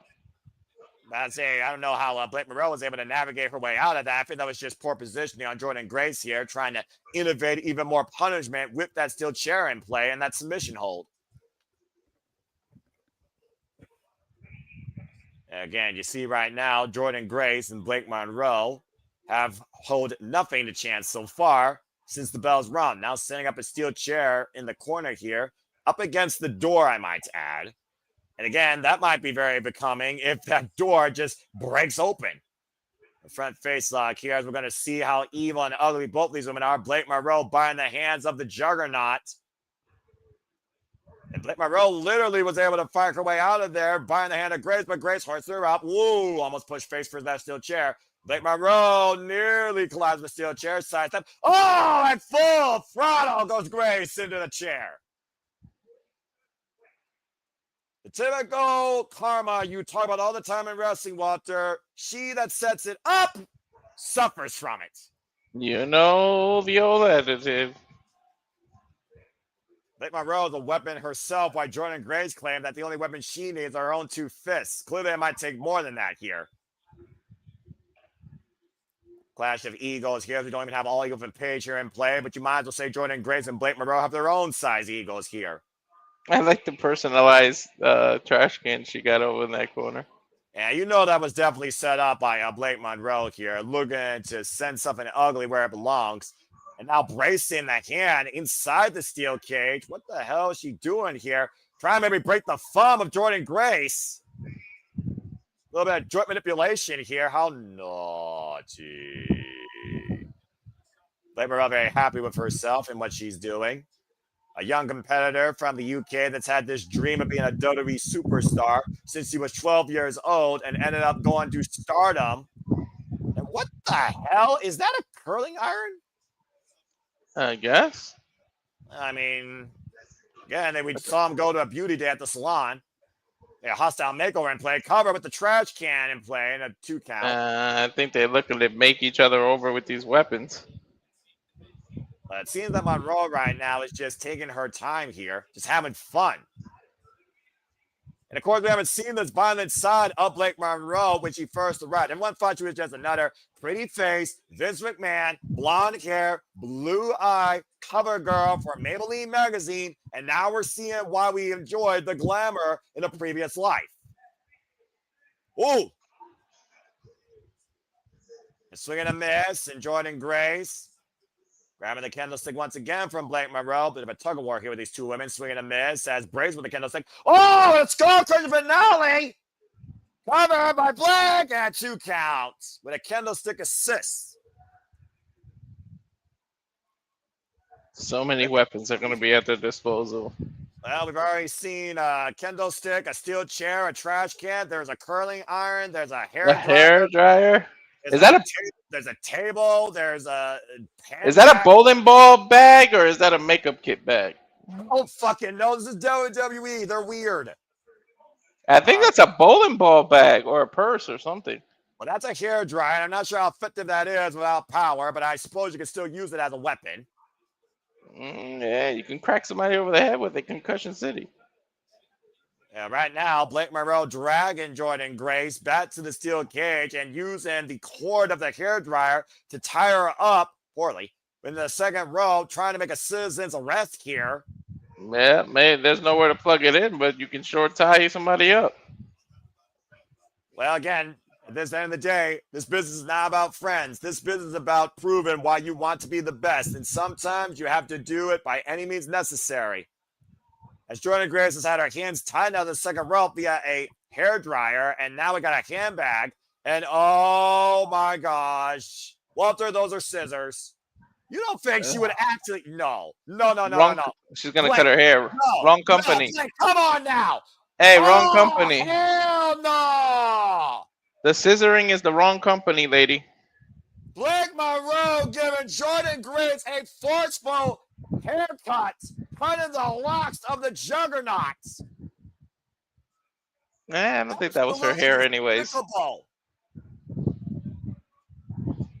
Blake Monroe truly wants to take everything away that makes Jordynne Grace who she is. Oh, look at the tears. Walter, you and I both know there's a line you don't cross with a woman. And one of those lines is taking away their own hair. I'm sure that's going to get a lot of money on eBay, though. The kids in the mid said that Jordynne Grace was able to break free of the hairdryer. It sure will. I can only imagine how much Jordynne Grace has to be absolutely infuriated seeing her locks cover the canvas now. But She's holding your hair. Uh-oh, I think the rage come out of Juggernaut! The Luthan's press now, Blake Monroe, realizing what Blake Monroe has done. Turning to She-Hulk here. It's charged. Yeah, that's playing Uh-oh. Short clothesline. Jordynne Grace just literally whiplashing Blake Monroe. Oh, God. Damn, I heard that charge. I heard that chop from Florida to California. Now hoisting Blake Monroe up as Blake might be looking for what is she doing here? Bat? Oh! Well, whatever works she was whether you're a looking for. woman, She found a different base, face of the top rope by Jordynne Grace. whether you're a woman or a man. That hurts. Crowd chant, use Get the that bat. bat. That is a pink baseball bat. And Jordynne Grace, though, looking to use herself as a weapon, hoist out Blake Monroe. What the hell is she looking for here? Avalanche Samoa drop! Batter's up. Come on, Jordynne. I mean, I don't blame Jordynne Grace for what Blake just did. Cover, 2 kickouts. Getting that left shoulder up. Take a look at the replay here. And not a botch pin. You notice the way that Jordynne Grace landed on her left shoulder, though. Yep. And just look at the hair all over the ground. That infuriates Jordynne more and more. Especially when it's literally in her hands. And what the hell? Is that a... That's a giant belt. Uh-oh. Oh, no. Oh! Take the hide from Blake Monroe via a leather strap with a thick-ass belt, whipping Blake Monroe like a government mule. Jordynne Grace bringing her rage finally inside the cage. Yeah, I don't know what Jordynne has in mind with that pink trash can with the bottom. Oh, is she going to do the Juggernaut driver right on there? Oh, no. Let's not do that. Oh, face first goes Grace in the bottom of that trash can as Blake escaped certain doom to your point. Continue to look around and grab everything inside, including a trash can lid, and just tossed it to the side of the head of Jordynne Grace. Oh! Does everything have to be pink? Seriously, though? Well, it's Blake Monroe! Apparently, shotgun dropkick with a trash can lid to Jordynne Grace against the steel cage. And about to say, rib shot echoing my words of wisdom, simple wisdom for how to treat a woman. Here's a cover now by Blake Monroe, and Grace gets her foot on the bottom rope, which apparently rope breaks still matter inside a steel cage. I don't know how. You can. Shout out to Rip Shot, by the way. Good to see you, bruv. Again, now it's going through the head of Jordynne Grace and Blake Monroe here. They've almost used everything except the proverbial kitchen sink. That's not pink. What the hell? We got a little black bag. Wait a minute.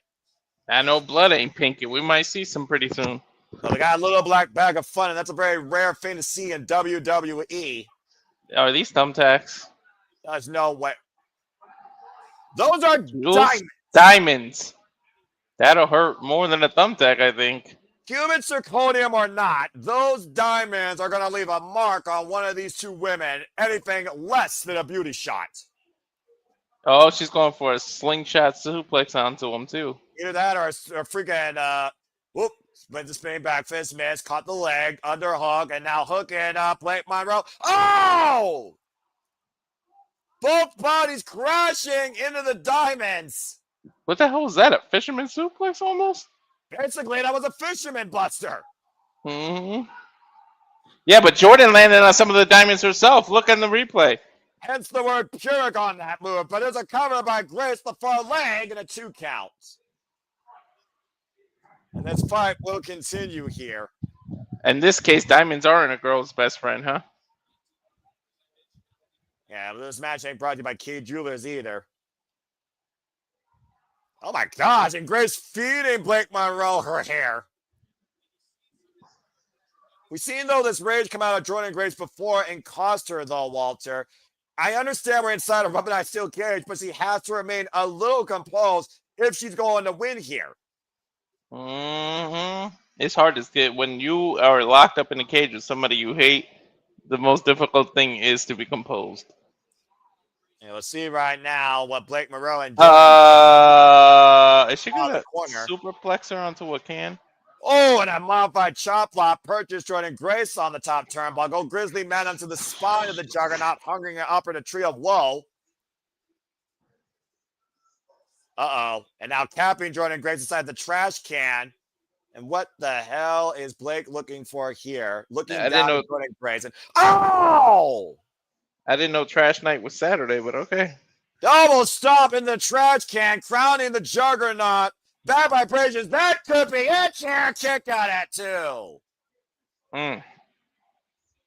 Grace's body that wasn't pretty at all. Collapsed. Grayson, to your point, Walter, Grayson's body almost literally collapsed inside that trash can completely.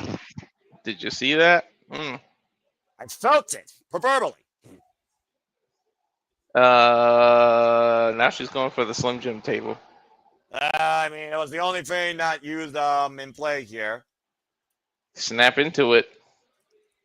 Weaponized, of course, steel cage matches. Everything comes into play that's inside the cage. Hey, man, there is a hell of a vicious side on Blake Monroe, no matter what glamour she does or the beauty of the... Is she using the table leg? Well, we talked about how violent this was going to get, how much these two want to hurt each other, and Jordynne Grace right now might be looking for Alabama Slammer, to your point, on the table leg, sending Blake Monroe again into the steel cage. Whoa, that's dangerous. The table leg? I haven't seen that table used like that, at least not in a long time. Yeah, about to say, it looks like that steel cage might be rearranged by Blake Monroe's face. Blake Monroe right now in no state to even defend herself right now. And Jordynne Grace again rearranging the furniture, bringing the table closer to the corner. The energy of the audience and the rage and the visceral hatred of these two continuing forward here with a legitimate rage inside this cage. Face first goes Grace in the steel cage, though, as the table is set up very close here in the corner. Blake Monroe once again going up to the top rope, putting their own bodies at risk here. Grace, though, able to counter Blake and hooking up Blake. I sense disaster. Blake Blake. But look how wise Blake Monroe is driving the Juggernaut's head in the steel cage. Now maybe looking for an escape over the top. Both these women are at the top of this steel cage. And the table's still right below them, but this time it's 20 feet down. Someone's going to have a horrible fall from Grace, and someone's going to be sent to hell. All it's going to take is one bad slip, and we're going to see somebody crash and burn here. These chops. Both women looming on the edge of a lightning bolt here in the corner, high above the NXT universe. And a massive headbutt by both. Well, they're safe. Neither one of them are Samoan. Well, I still don't know if they're safe. But what the hell did Blake Monroe just grab there? And Jordynne Grace with a crowbar. Oh, and powder! Powder in the face of Jordynne Grace! Right in the face as she was going for a crowbar swing. I thought that was like grip chalk. Yeah, it is powder. Well, either way, Jordynne Grace has been blinded. And Blake Monroe... Uh-oh! Oh, no. Gonna try for the powerbomb. Jordynne Grace, though, trying to hook her up. Uh-oh. That's the Jordynne. Avalanche! Aaron Crash! Jordynne Grace with the win! She landed right on top of her. Blake Monroe sent to hell, courtesy of a blind avalanche air raid crash by the Juggernaut. Jordynne Grace, anything but pretty, shows how ugly she can be, and wins this weaponized steel cage match. Is that Blake Monroe's first pinfall loss? That's exactly right. That's her first loss in her NXT career, and Jordynne Grace has finally found self-sought redemption. Incredible fight brought forth by Jordynne Grace and Blake Monroe, paying for each other's sins, with the Juggernaut getting the win. Again, a survival tactic here by Blake Monroe. Last-ditch effort, powder in the face of Jordynne Grace with a crowbar in hand, and an avalanche air raid crash sent Blake Monroe back to hell where the glamour came from. I'm 1-1 because I damn sure thought Blake was winning that one. You and me both, but apparently the Juggernaut is not done with NXT yet, but she is done with Blake Monroe instigating her. The Juggernaut survives hell inside a weaponized steel cage. You changed to Blake? I thought you picked Jordynne. Well, I said that this goes in threes, but I'm saying right now, Jordynne Grace can finally look past the glamour. As we go to another commercial break, fuck streaming services. All right. Well, now they got a moment to breathe. Again, it's a fun little steel cage match. Nothing that, was something to write home about, like Kyle Fletcher and Will Ospreay, but still, incredible effort by both the women. That definitely be main eventers. Speaking of main event, stay tuned when we cover Saturday night's main event from Salt Lake City as John Cena continues forward for the last time on his retirement run right here at the Super Reliable Studios. As we got a moment to breathe, Trick or Treat will be in sight, Walter, for a lot of people's favorite holiday of the year. I could care two shits less. But there will be no escape from the mischief, the shenanigans, the tortures, the horror, the havoc that will come when we cover, somehow I might be on that because I have to cover NXT for Pete fucking sake, Halloween Havoc. Halloween Havoc, of course, is Saturday, October 25th. Stay tuned for more on that, folks. How many people actually give jack shit about Halloween, in my opinion, though? Like, seriously. You all just That's my wife's favorite holiday. Watch it. I don't give a shit. I'm as real as it gets. I don't give a fuck. I'm going to speak my mind. I don't give a damn. Anyway, I will say that Weaponized Steel Carriage match, that was all right. And both women are definitely feeling a toll from that. I'm not used to steel cage match without color, though. Well, it's WWE where we have to be PG. It's where the children play and not, But I will say, Blake Monroe, Jordynne Grace, valiant effort and a physical violent outing. And I still wouldn't take care of that shit, honestly, against my worst enemy. This show is flowing, though. As we expect. As right now, the clear the ring's there. We go to Ava Raine backstage with an announcement. Let's see what she says.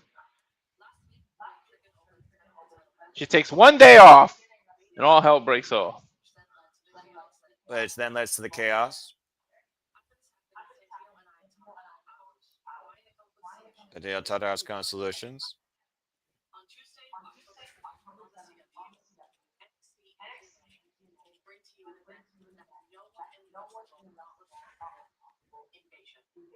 What?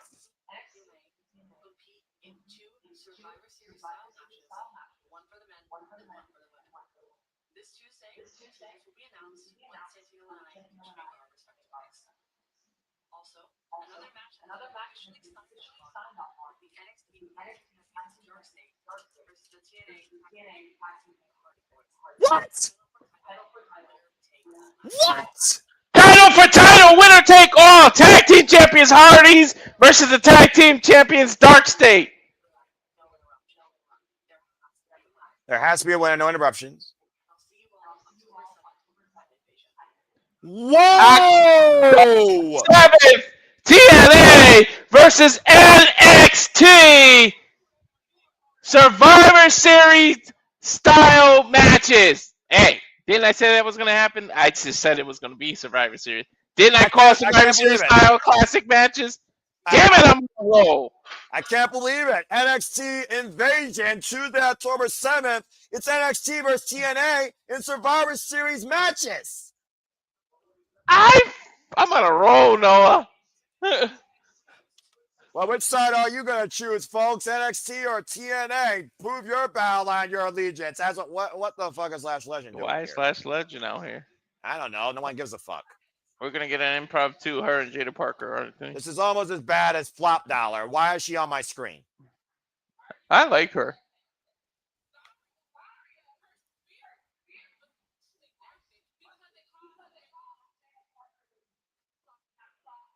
Apparently, she's taking credit for costing Jada the win after taking that spear.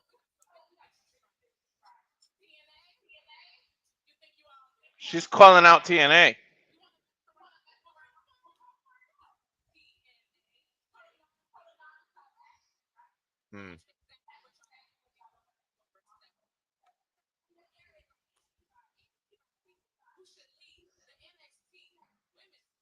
Hell no, not you, bitch.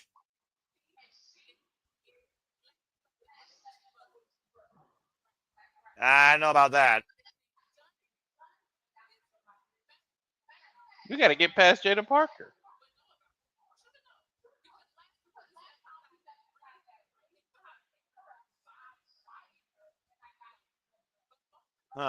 This is a waste of time. Uh-oh, Walter, I don't think Jada's doing her.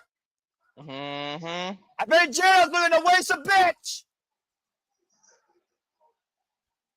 Jada Parker and Lash Legend finally on the entranceway. I don't think everybody's going to trust these two women to lead NXT as we go backstage at Kelly K.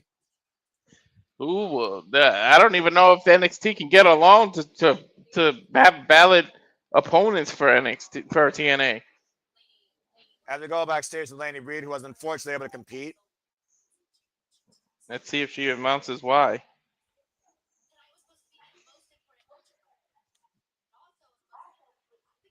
Saying it's supposed to be her most important match of her career.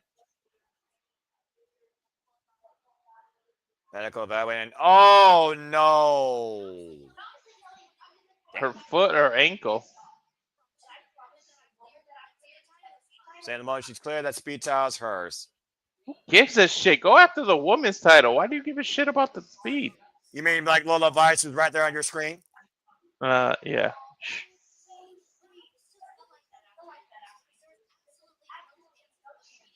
Reminder: after the mortgage, get a Lola Vice shirt. Okay.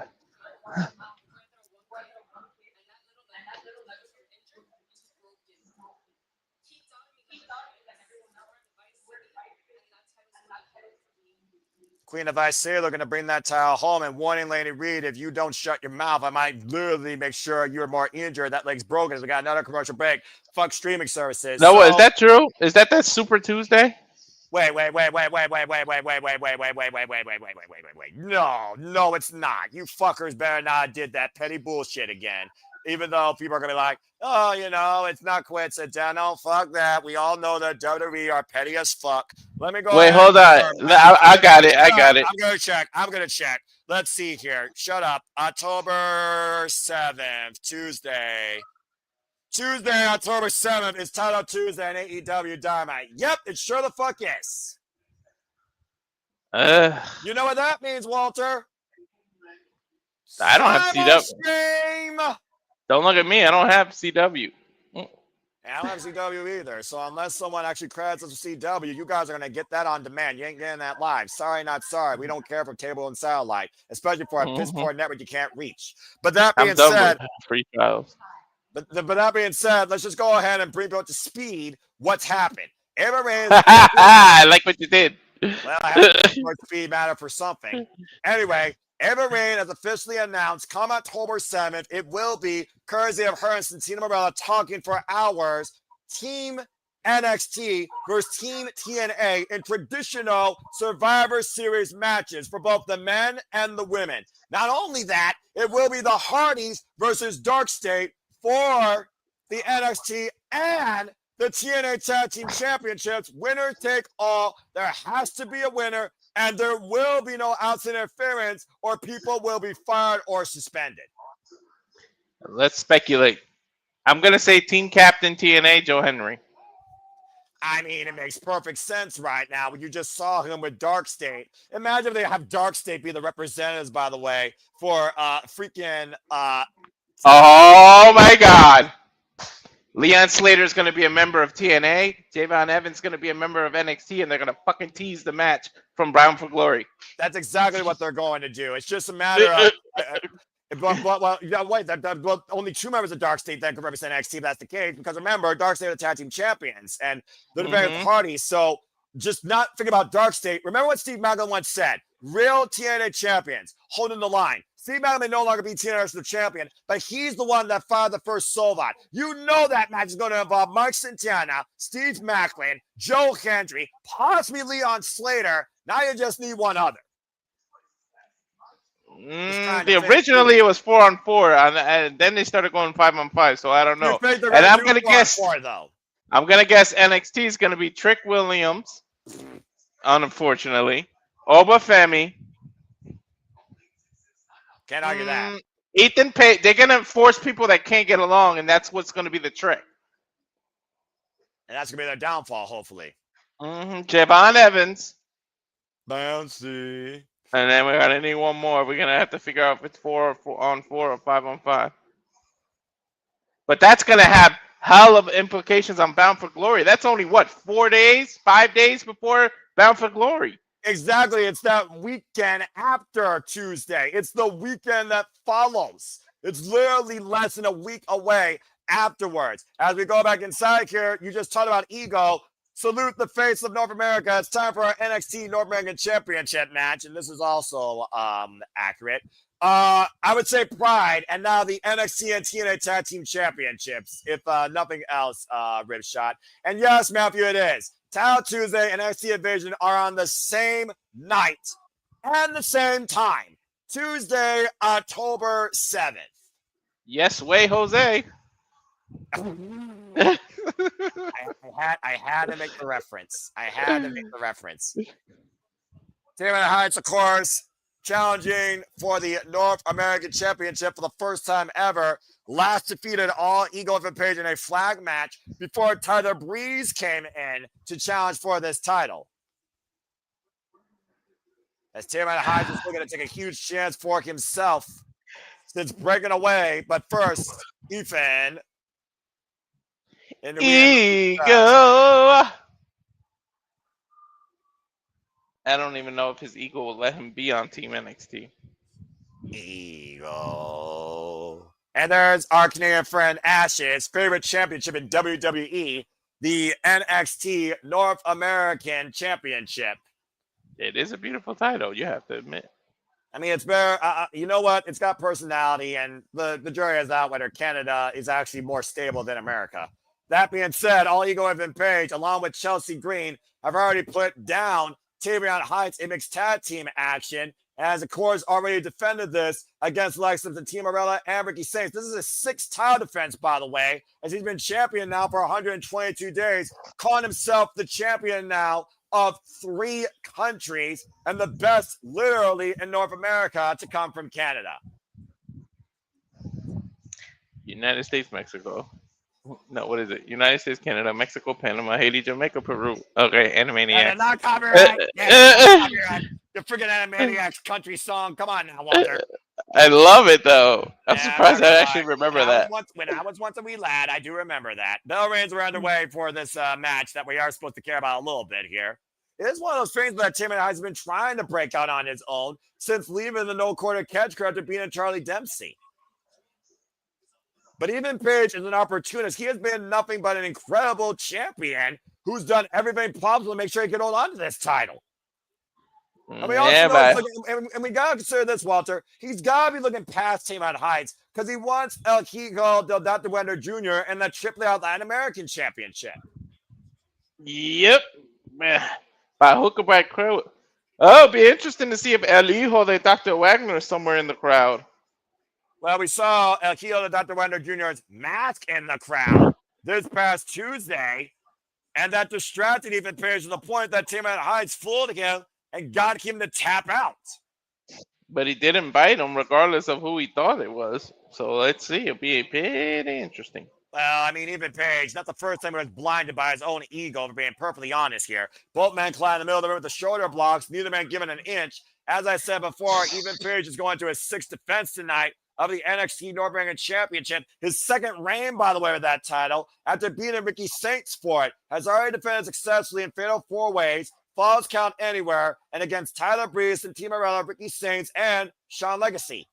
You just talked about the Latin American Championship. What if Triple A gets involved? We saw what happened last night at Victory Road. What distracted? Freaking El Macias. Fuck that guy. Oh, shit. This might be very interesting. I still say we're on the verge of WWE TNA sooner rather than later at this point. It's a scary plot. Nice drop kick, though. Even Big sent to the entranceway by Tayvion Heights. And swinging a mids, of course, Tayvion Heights has also been trained by the likes of Keiji Muto. You might better know him as the great Murabet body drop on that steel walkway. Yeah, that's all still. I like how that walkway leads directly to the ring like that. No space, but yeah, as a competitor, you won't like that. Neither will your spine, particularly. Again, former N1 victory participant as well, like Josh Briggs. We saw Josh Briggs lose, though, in our opening bout here. Even Page with a smile across his face after that move.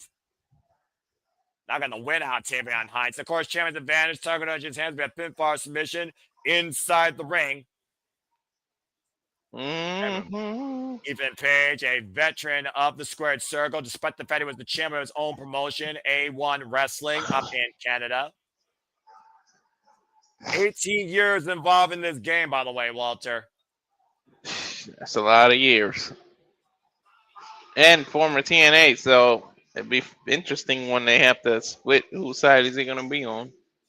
To your point, one half of the longest reigning TNA Tag Team Champions in that company's history, the North, with Josh Alexander.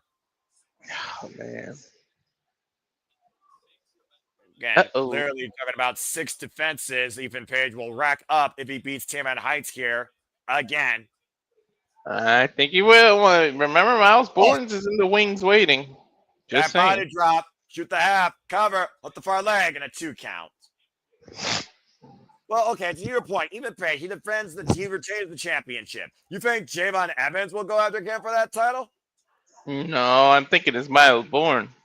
Oh, right, because Miles Bourne won that blindfold match. Lights out. No, it was a blindfold match. Just call it what it is. Against. No, he won the blindfold match and then he won a lights out match. Oh, okay, fair enough. Irish Whip by Tayvion Heights. That was this past Tuesday. He just won the lights out match. It was the opening match. Got it. He beat Lexus King. Okay, because I remember one time it was a blindfold match. I wasn't sure which one was which. A personal guy doesn't surprise me. Lexus King won the blindfold match. He cheated, but he won the one. Okay, so that's why Miles Bourne got his win back. Got it. Yeah. He didn't miss. Are you having issues with Peacock or is it me? Like it's like skipping a little back and forth? No, so far I'm good on this service, but I still say fuck it. Now Tayvion Heights hoisting up Ethan Page, and again, damage down the back, unable to hoist him up. Why Ethan gets him up and over the suplex. Big suplex, cover now, and a 2 count. Dude, give it to Ethan Page, dude. Tayvion Heights is not a small guy. The way he just suplexed him, it's a lot of strength. Yeah, well, again, we talked about the ego of Ethan Page. We also talked about the experience, but to your point, Ethan Page has all the tools here. There's a reason why he's such an accomplished vet of the ring and in this business. For Ring of Honor, for AEW, and now here in NXT. Well, sometimes the most egocentric person does have a little truth rooted in that ego, so you got to give him credit where credit's due. And of course, Tayvion Heights beat Ethan Page, as we talked about earlier, in a flag match literally a few weeks ago after losing that mixed tag team match against Chelsea Green, who still should be the WWE Women's United States Champion, in my opinion. And Ethan Page back in Heatwave. Why couldn't Chelsea Green show up here tonight and challenge Super for the Women's North American Championship? Why the fuck did I call a 4-minute and 49-second spot fest? Don't ask me. With a botch in the middle of it with that backbreaker. Yeah, you pointed it out after the fact, and I didn't point it out during the match. And then, but let's not forget, Tayvion, regardless of what under the rest or under tricking, he still put the ankle lock on and made Ethan Page tap. So this time, if it happens tonight, we got a new champ. Well, I don't know how he's going to be able to even stand up after that skyline backbreaker across the top turnbuckle to Tayvion Heights back. Referee checking him on the outside. So go to the replay here, Walter. Boom. Better that turnbuckle than the damn pole. Sidewalk slam backbreaker across the top turnbuckle. He was about 3 inches from the pole, too, man. Better than landing on the pole like that. Look, to give Ethan Page credit, look, he's not taking the simple count out victory. He broke the count. I'm about to say, at this point, the referee admonishing Ethan Page, though. Again, if Tayvion Heights cannot literally defend himself or continue here, you see him grabbing the small of his back, even sending him back inside. Sometimes it's a ref's job to save the competitor from themselves. You know that, Noah. Yeah, it doesn't mean they're a good job at it, though. And Ethan Page right now, his ego might be getting the better of him as Tayvion Heights is holding his ground. Ethan Page already kissing away Tayvion Heights' chances here. You see Tayvion Heights, though, fired up here, looking to square up against the NXT North American Champion. Nice body shot. Last third win. Oof. Again, will be enough to overcome all ego, to your point, probably before the fall, Walter. Big offense here by Tayvion Heights right now, who's bringing the straps down, is fired up. You know what that means? Did he just hit a sling blade, by the way? Yes, he did. A release sling blade. Jackknife flowed over in the fireman's. Whoa, that was nice. I say lifted Ethan Page up, and again, the back hold up doesn't look like it. Pick at the ankle, though, on Ethan Page. Might be looking for the ankle lock here. We just saw him tap to this Tuesday. But again, how well can he hold that torque with that compromised back here? Lay down. USA chance raining out here as Ethan Page finds his way quite easily to the ropes. Tayvion not letting go of the hold, though. Bringing it back towards center. Capture the head. Ethan inside cradle. Inside cradle. Shoots. And a 2 count. For a big high kick. A schoolboy roll up by Tayvion Heights. Cover. 2. And kick out by Ethan. Wow. Front face left for twisted grin. Backslide counter by Tayvion. Cover. 2. Count again. Oh! Big roundhouse just connected by the champion. Hoisting up Tayvion. Looking for possibly Eagle's Edge. Dropping him hard in the cover. It's over. Tayvion kicked out, though, but Eagle. How the hell did he kick out? I don't think he got the full launch, and I don't think he even wanted that, actually, as he does immediately transition to a full Boston Crab, now putting all his body weight on the lower back of Tayvion Heights. Modified backbreaker of sorts here. And again, Tayvion's reach, his saving grace. He makes the ropes for the break. Mm-hmm. But look, damage done to the ankle. Look how he's holding his own ankle. And both of these men right now showing the scars of battle. Yeah, but I think I don't know. What's worse, your hurt ankle or hurt back, Noah? I think it depends on what you exploit worse here. Even Page right now, slow to follow up here, not following through with those big right hands. Tayvion Heights, though, going to the top rope here, staggered, and Ethan Page taking advantage. Trying to shake it off. He's trying to shake off the pain off his ankle there. You see that? And the word of the match is resilience for both men here. There's no denying that. As you see the prize at hand that's on the line here, the NXT North American Championship. But I think you could do more with a hurt ankle than a back. Your back literally debilitates you. And he's got sleeper holding the top rope here, and even Page trying to drag the hair of Tayvion, though. What the hell? Oh, no. Power slam. Oh, God! Wow. What a power slam. But Tayvion... Oh! Wait, Tayvion Gator rolled! Oh, okay. Nope, that was a twisted grin. Turn that frown continually right side round. Ethan Page retains. That was Ethan that Gator rolled. It kind of looked like it was Tayvion that did the roll, right? To your point, yeah, but it was Ethan Page that fall through the power slam and turned it into twisted grin for the win. A Gator roll into a twisted grin. That was kind of nice. That was modified innovation there by the NXT North American champion, Ethan Page, still the face of North America, and in his own mind, the best to come out of Canada. And it was a crucial mistake by Tayvion Heights going up to the top rope and Ethan Page capitalizing. That was Tayvion's undoing here. To your point, Gator, I think it was Tayvion that was able to get some of the roll through, but Ethan maintained control of the hold. Twisted grin, back press, Ethan Page, still NXT North American champion. Man, he's got more ways than one to win, man. You got to lock up for the Eagle's Edge and the freaking twisted grin. I'm about to say, I'm not going to stand up for this Eagle, but I will say impressive defense once again by Ethan. What? Oh. Oh, he ended up the Wagner Jr. It is Eagle. Hey, Ray. Hi, puppy. Hi, puppy. What's the time, man? Hey, Lola. I have eyes on you and your American captain. And I see you.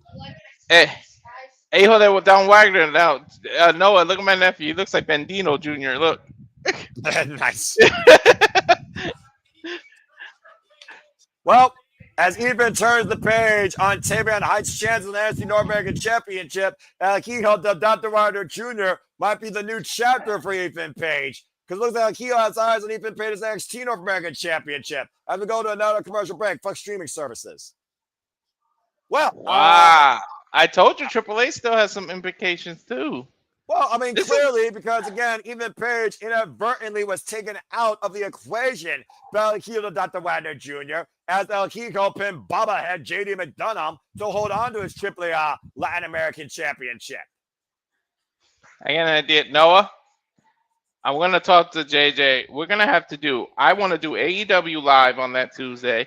And then Wednesday, I have the CW app. You can see NXT the day after. Then we'll do it on Wednesday live. We'll do the NXT. It'll be. I mean, we'll do it retro the day after. I feel like that's the only way to do it.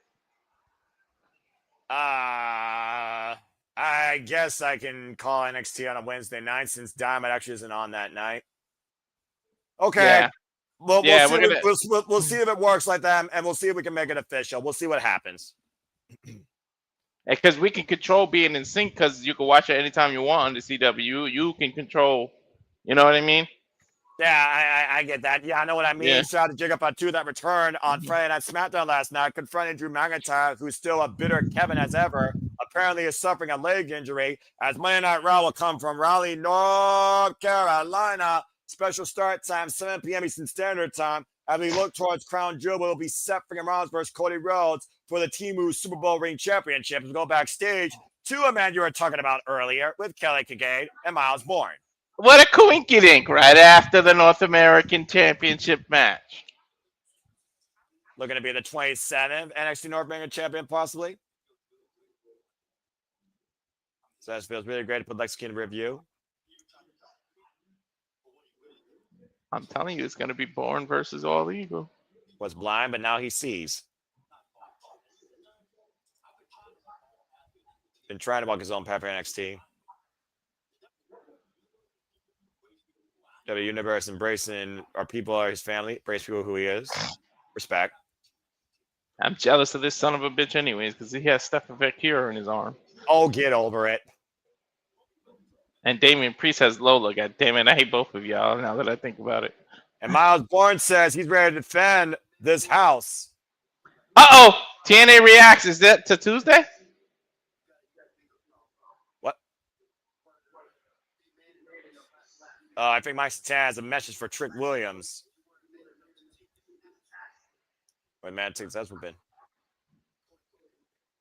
Pendejo. Pendejo! I love that word. That's Trick Williams' new word now. He's a pendejo. Trick Dejo. Good everything it takes to bring that TNA title where it belongs. At Bound for Glory. I'm about to have the greatest 2 weeks in a row if everything I'm saying is about to happen.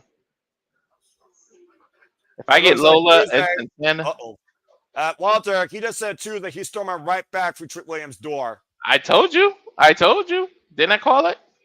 Frankie Kazarian, invasion, count me in. An invasion can be defined as an unwelcome intrusion. Will be prepared. Welcome to the current This is TNA International Champion and the King of TNA. Back to NXT Tuesday. I knew it. Oh, great. The Crook's going to show up and cross the line.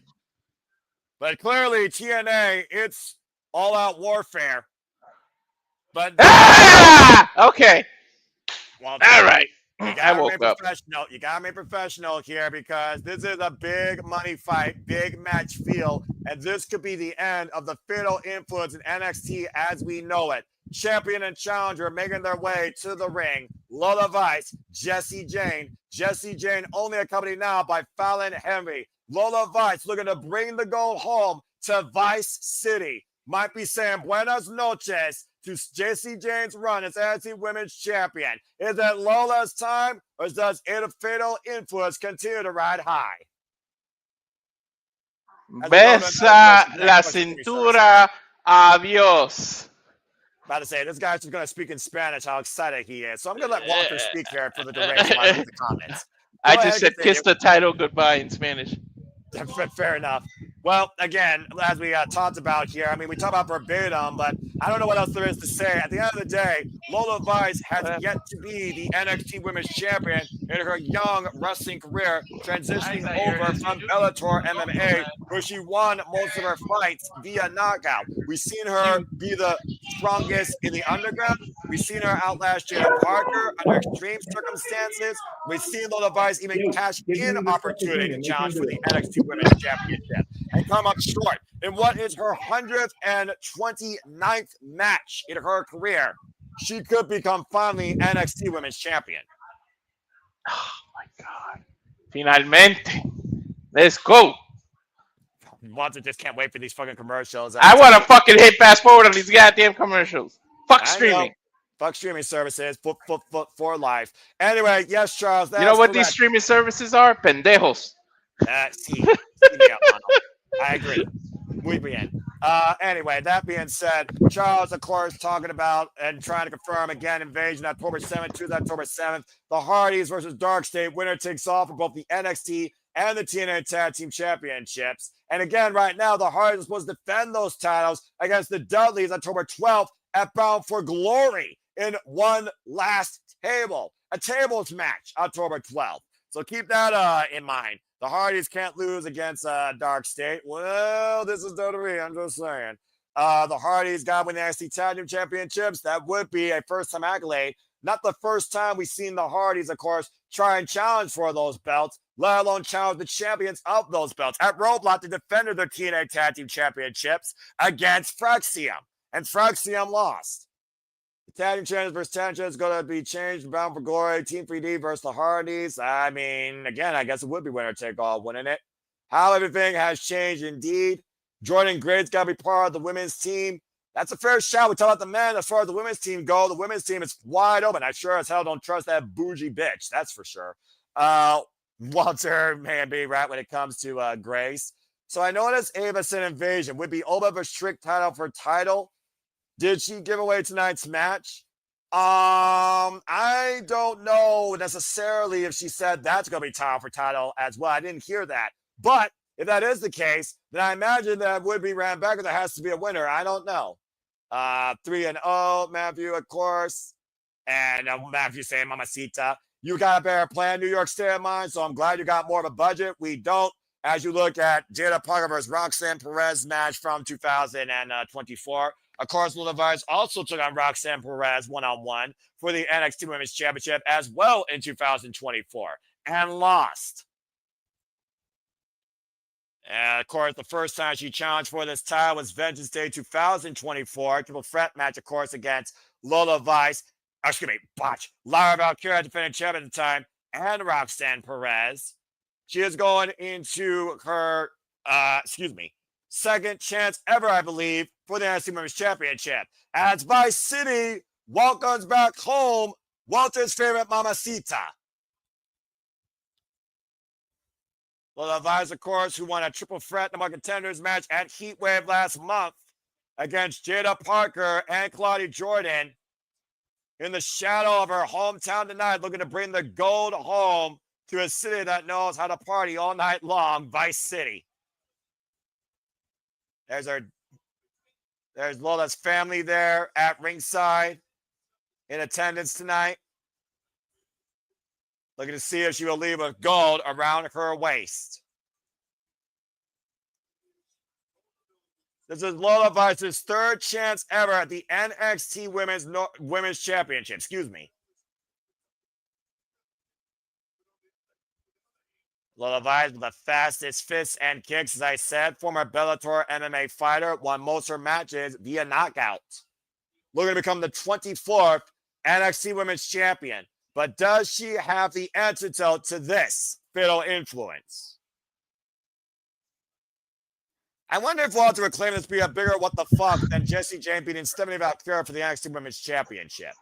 What, if she retains? Exactly. Yes. I'm gonna turn into a pissed off. I'm gonna be worse than. I just had to go away to clean up dog throw up. Don't piss me off and have this title retention on top of it. Okay, so you're gonna turn to Jeff Jarrett without the guitar. Got it. Jacy Jayne, first W superstar, as much as I hate to say it, also the first ever to win the TNA Knockouts World Championship.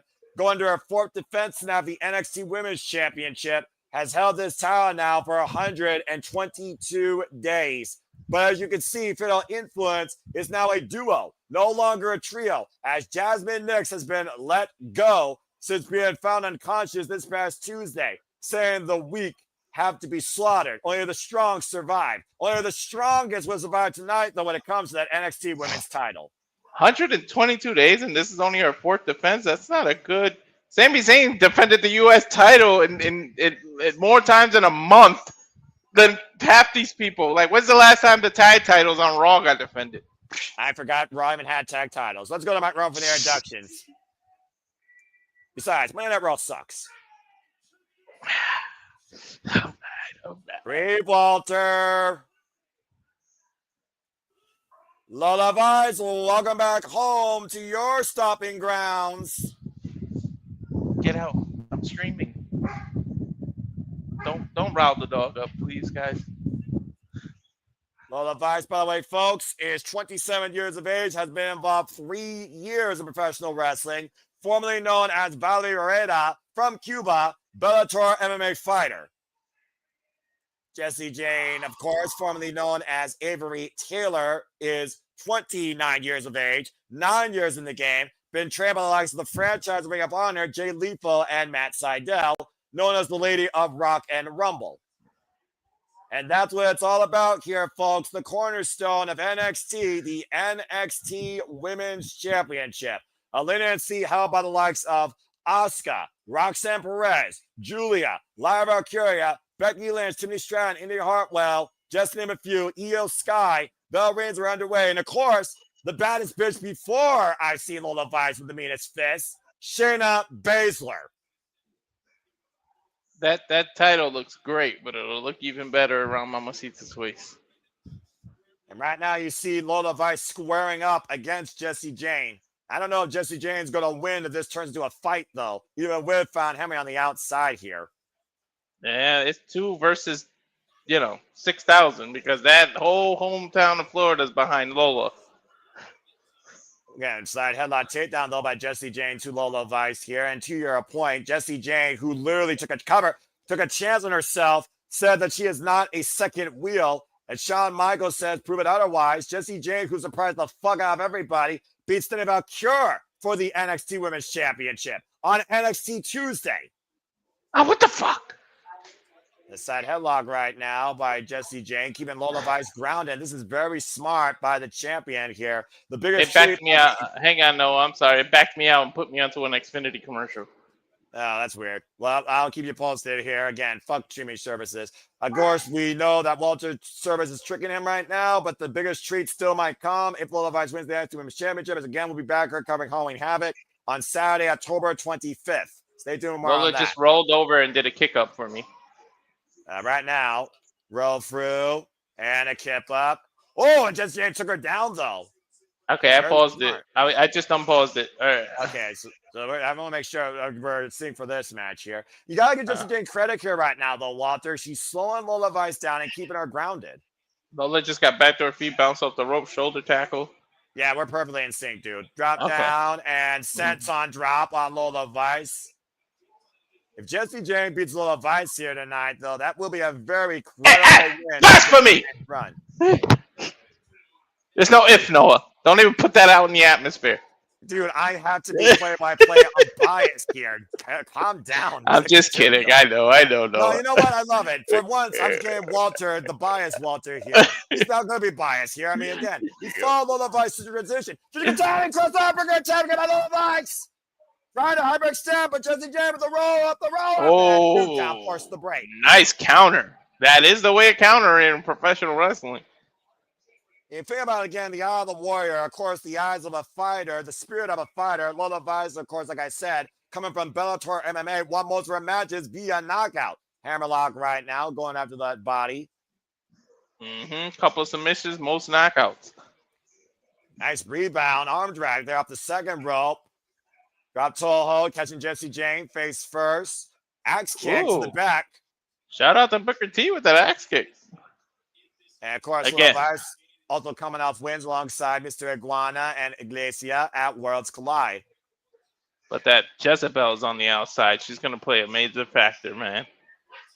Yeah, about to say, Jacy Jayne right now sharing strategy with Fallon Henry here. And you got to consider they have to have a game plan here to make sure this fatal influence stays in play.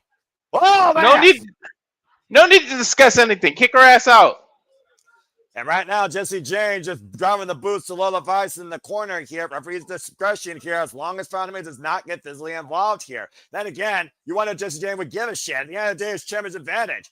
Lola Vice has to win via pinfall or submission. Count disqualification means nothing.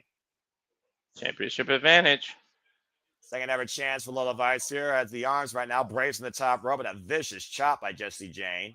Jacy Jayne's got to be even more furious with the fact that she lost the TNA Knockouts World Championship last month at Heatwave against the now debunked Ash by Elegance. Again, I wish Ashley nothing but the best, whatever the future holds for her. Oh, and a body shot! I hope it's something Ooh. positive. Maybe she's pregnant. Yeah, it doesn't have to necessarily be negative. Well, you do wonder what's a wrestler about something they literally lived a dream for their whole life. Covered now by Lola, gets a 1 count. Even I have to be honest. If it was pregnancy or something positive like that, I think she would have said it. I don't think she would have just let it linger. This is Adam Cole levels of we may not see this competitor in the ring again. And I don't give a fuck how I feel about a character. I never want to see a human being in this business that lives to entertain us literally lose it without a way of their own.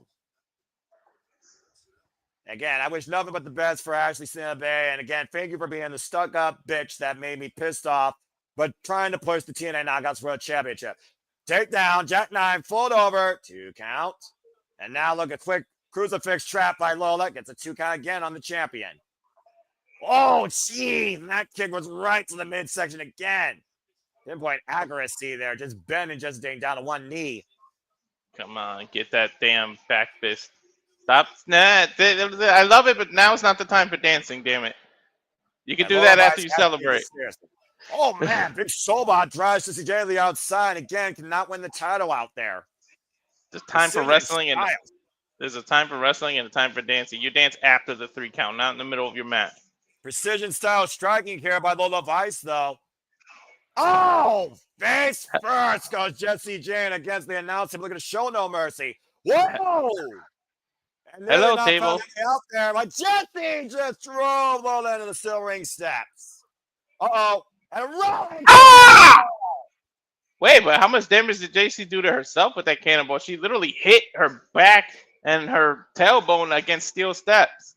Well, you think about how pure that move was to your point, but the animosity, the envy that Jacy Jayne has against the NXT universe that says she's nothing more but a second wheel. I almost wanted Jacy Jayne is doubting herself, pushing herself to prove that I can't hold this title. I can't be a front runner. I can't be a leader.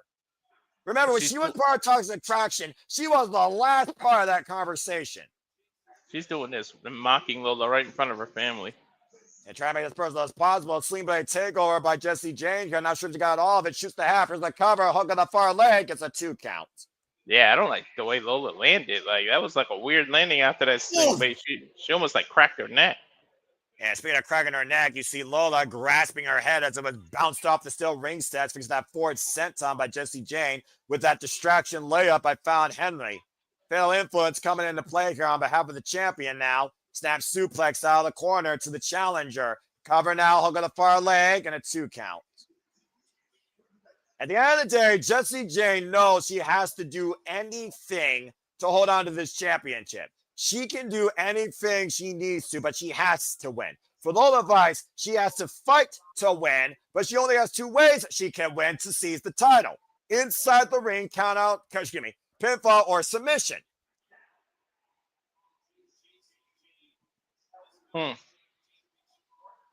Jacy Jayne, like I said, who's held this women's championship now for a little bit over 4 months. Getting a little cheeky there, and Lola Vice not having any of it, blocking the shot, kick to the hamstring, takes the but her back just gave out.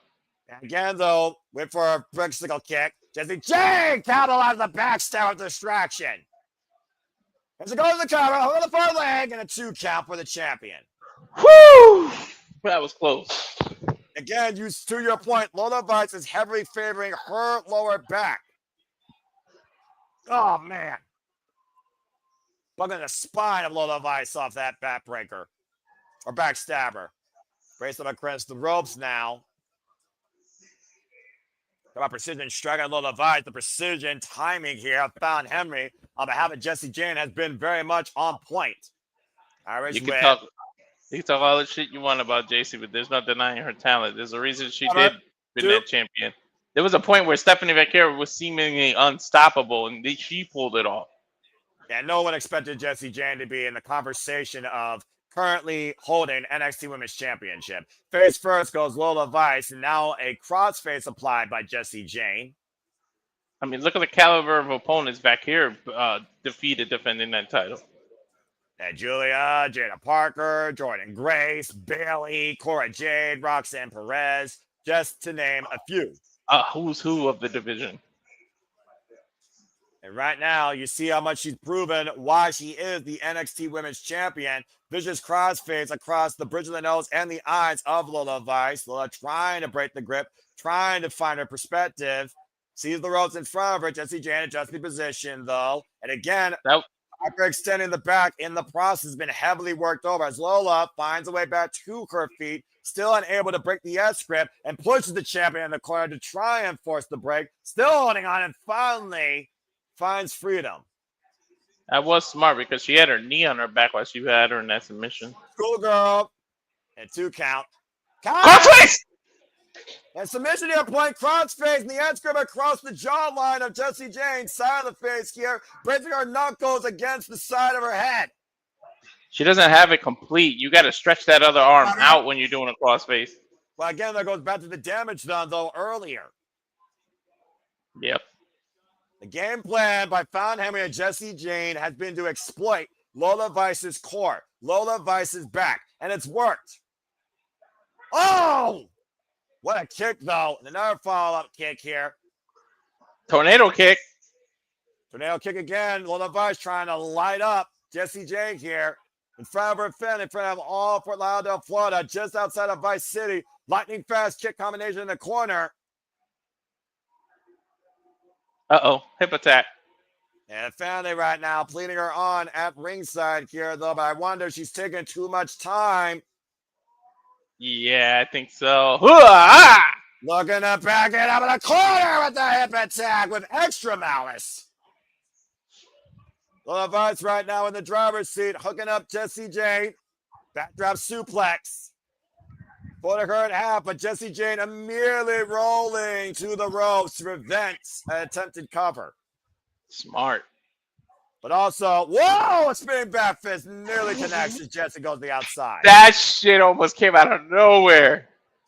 And Lola Vice, though, with the own Sansan weapon out Found Henley. Strike!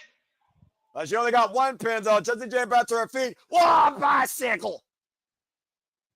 Damn. That pump kick just knocked Lola Vice out. Holy shit. I guess he said I got out of frame. Jeez.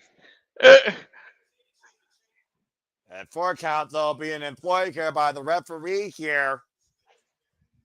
I didn't realize I was on a frame. I let myself roll completely back. Yeah. It's all good. Jacy Jayne back inside the ring, and Lola Vice back to her feet, staggering here. Whoa, went for the rolling encore. Whoa, the rolling kick connects. And a cover that might be it, but there's no chance. We got a new. No. I think the ref got pulled out.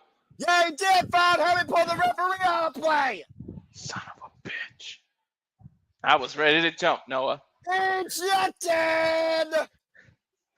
Found Henry has been ejected from ringside. Stop paying attention to what's going on the outside. There might be a new member of Fatal Influence that comes out of nowhere. Come on. I'm about to say she literally ripped the referee out of the equation, though. Lucky she didn't get disqualified. Well, meanwhile, back inside the ring, Jacy Jayne trying to counter. Schoolgirl roll up, reversal, and a crossface chicken wing. She gonna tap? Jacy Jayne out, get out the ring. Will she tap? Will he get a new champion? She's gonna tap. She's gonna tap. She's gonna tap. Tap, bitch! Of glorious Lola Vice, Jacy Jayne reversal though. Shiner's down. Oh, it had to relinquish the hold to save the matchup. Oh my god. You all right, Walter? Yeah. Oh, face first goes Lola Vice to the top turnbuckle. Big right hand by Jacy Jayne. Big knife edge chop by Lola Vice. We now have a 1-on-1 match. The back fist covered by Jacy Jayne. Kick out at 2 by Lola. That was freaking close. That's as close as it gets without the 3 count, folks. Look at this. That back fist glocked Lola. There wasn't a lot on that kick out, but to Lola's great, there wasn't a lot of body weight on that cover. NXT Women's Championship on the line here. My main event. Lola Vice's second ever chance one-on-one for the title. Third ever chance overall for the NXT Women's Championship. First chance this year. Lola's family at ringside. And Jayne in front of an entire sold out, whatever this building is called here. Running in with her own jumping hip attack to the corner of Lola Vice. Back elbows connecting. Right to the teeth. Oh my God. Jayne again trying to prove why she is the fatal influence here of NXT and why she is the champion. Looking to make a statement in front of Lola Vice's family. She's going to turn right into a back fist. Oh, Lola wasn't able to get all of that, though. Got a back elbow, though. Now going up to the second rope. Hooking up Jayne. What the hell? Tornado DDT. Right position here for something like that. Tornado and DDT. She held on.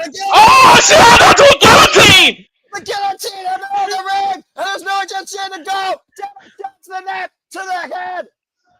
Trying to fight her way out of it!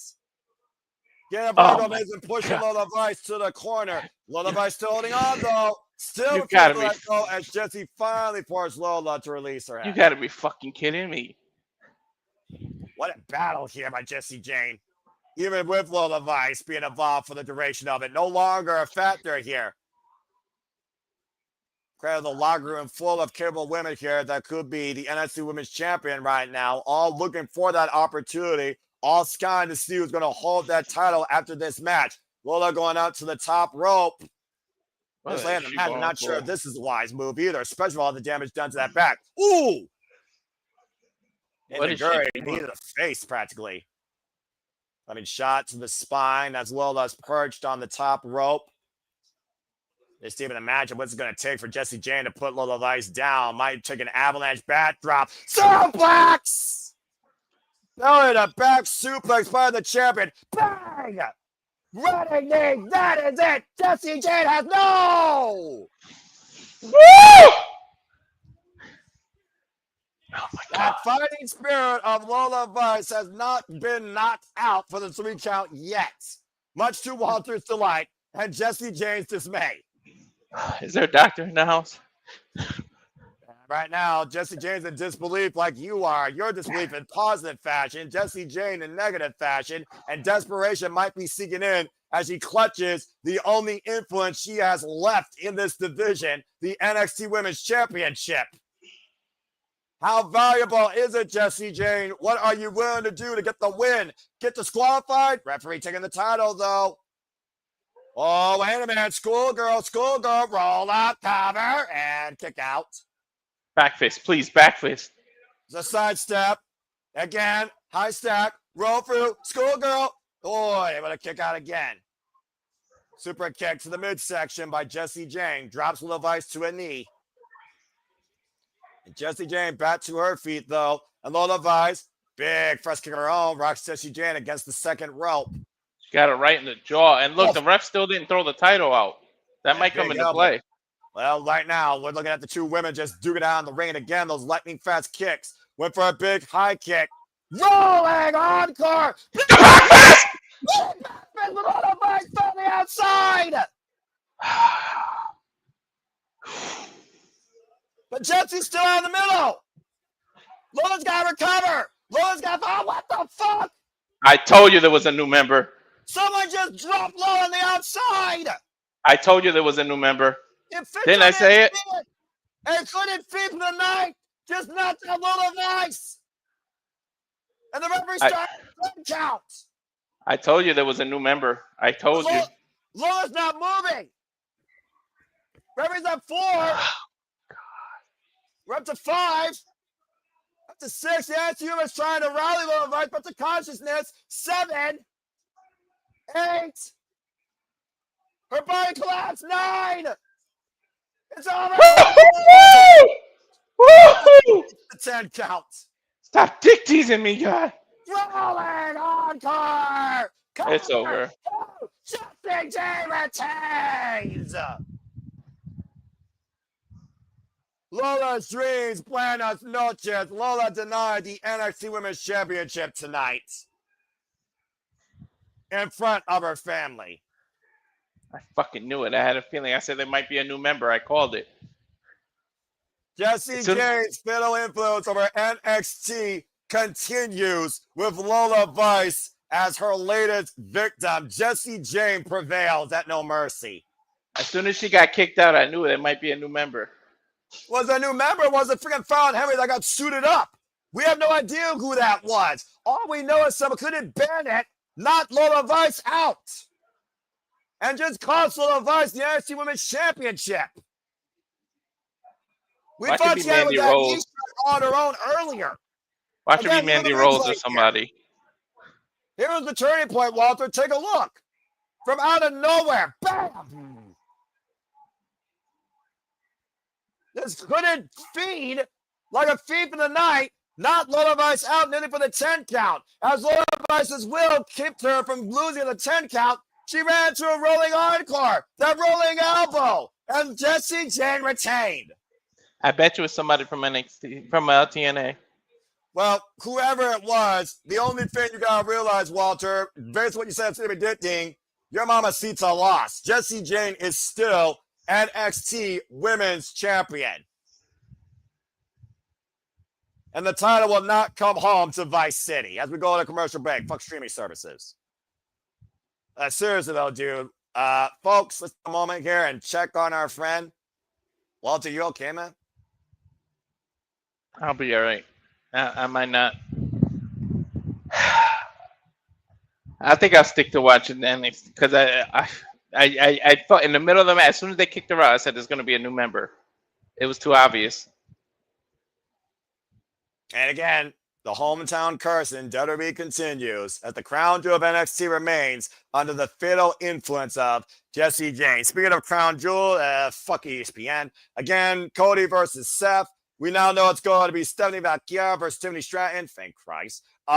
Even though it's for Team Super Rings, stay tuned for Crown Jewel. We will try and cover it here at the Survivor Studios if we have an ESPN budget. Again, WWE's not worth $30 in my opinion. And again, we'll be back here later next month to cover all the tricks and treats for NXT with Halloween Havoc, as well as TNA Bound for Glory. That and so much more ahead here at the Simply Reliable Studios as we take a look at your comments here.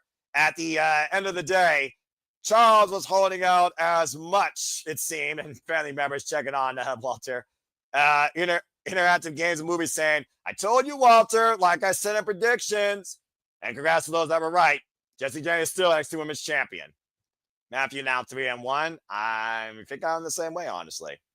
Damn it.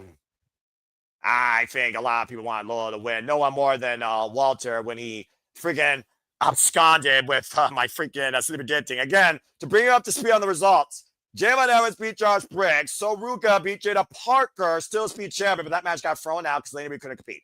Jordynne Graves beat Blake Monroe in the Weaponized Steel Cage match.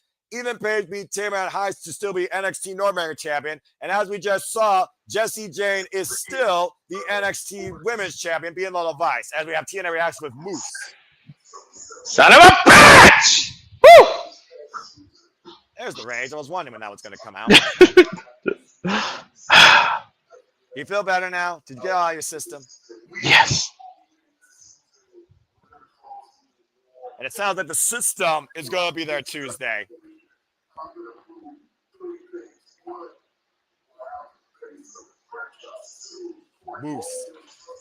Moose.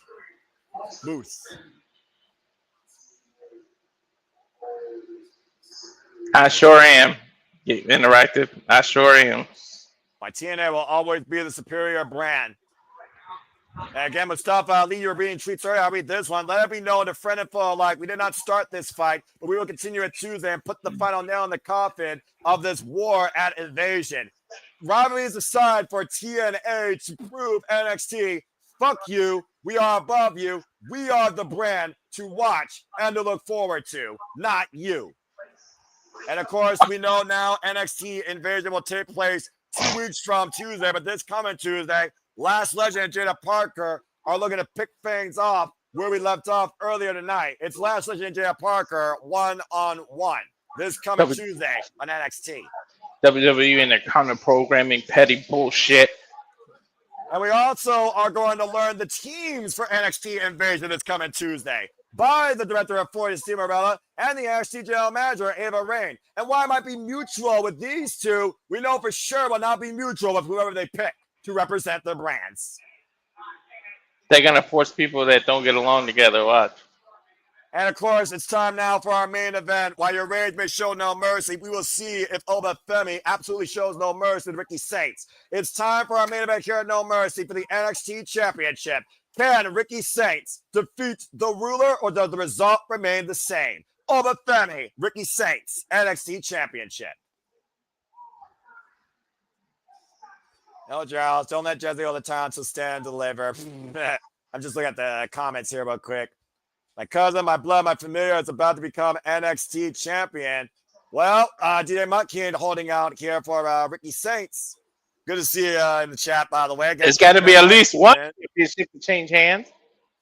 I mean, does there have to be? I don't know, dude. I'm just saying. For my blood pressure's sake. Well, tranquilo, mi hermano. Tranquilo. Anyway, think about the way to those that are tuning in here across all brands here at the Super Level Studios. If you haven't already, follow us on the X, SRS Studios 2024 for everything that we cover and all the content to be found. Subscribe to Rage of Wrestling, Batting for Wrestling. Subscribe to Cassie 18 Studios. And at the end of the day, I'm happy to be a content to encourage you to just to laugh and enjoy wrestling too. It's absolutely as simple as that. With that being said, I hope that you all have enjoyed this coverage and conversation. Please like, subscribe, comment, tell a friend. And please stay tuned with our next coverage to come, including tonight's Saturday Shenanigans, Legal Moderate Conversation of Wrestling Matters, hosted usually by Mega Wrestling Jayne Williams. I might have to step up to the plate, though, if he's unavailable due to other priorities. And again, if you haven't already, subscribe. Come on, give my friend some love. Let's help him with his blood pressure. Subscribe to Rage of Wrestling today. And again, to those that are tuning in for the first time, thank you, by the way. Interactive Games and Movies. First time I see you in the chat. It's great to see you. Hope that you are doing well and enjoying the content. DJ Muck, as a regular. Charles, Matthew, Ribshot. Appreciate all of you.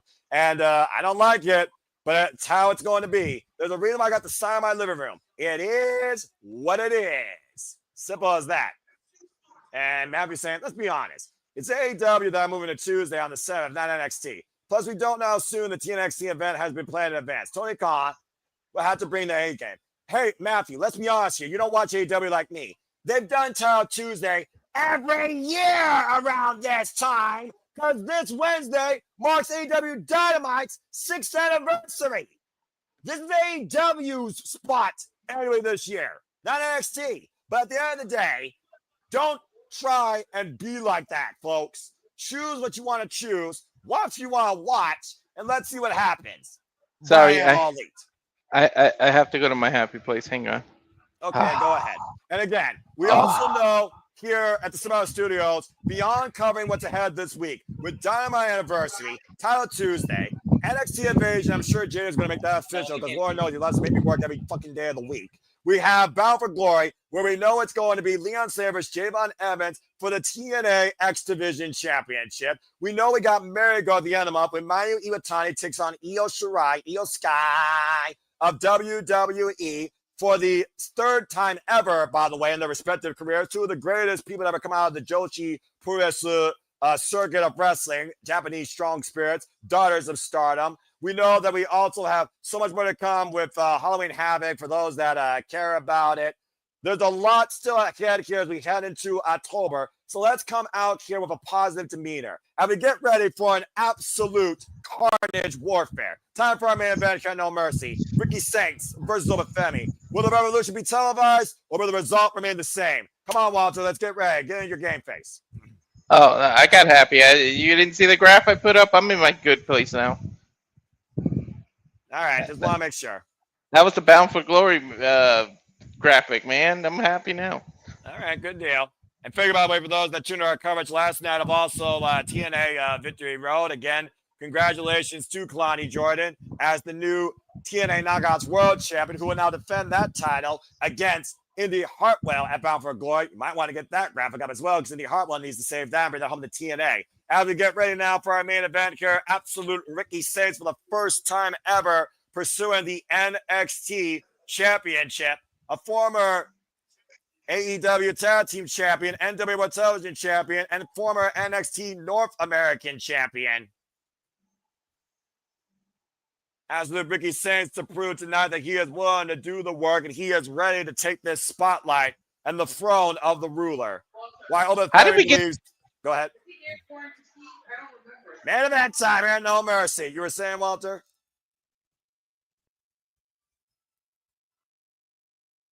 There you go, J. Mutt King. And hopefully that dream comes true.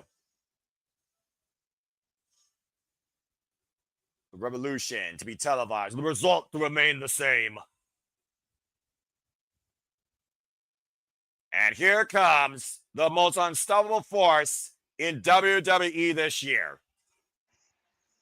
I was saying, how did we get to the main event already? Sheesh. Because, again, WWE is short content. And still more advertising than content. But nonetheless, we are here now. And Oba Femi has arrived to defend his throne. Moose's theme is still better, by the way. Fuck that, Rebel. Who? The ruler of NXT, Oba Femi Walter, has been NXT champion now for 264 days, going into his 11th defense tonight, with wins over Javon Evans, Josh Briggs, Yoshiki Inamura, Jasper Troy, Miles Bourne, Austin Theory, Grayson Waller in a handicap affair, and Eddie Thorpe. Since New Year's Evil in January, no one has been able to beat the ruler of NXT. Oba. Including the face of the franchise himself in TNA, Moose. Eventually, a king has to be dethroned, but what does it take to stop a ruler? Let's see if Ricky Saints absolutely has the night. Mike Rome, take it away from our introductions. This is our main event tonight, folks, at NXT No Mercy. Oba's gonna kill you. That might be accurate. Oh, boy. I mean, again, in No Mercy history, that also has been an actual factor.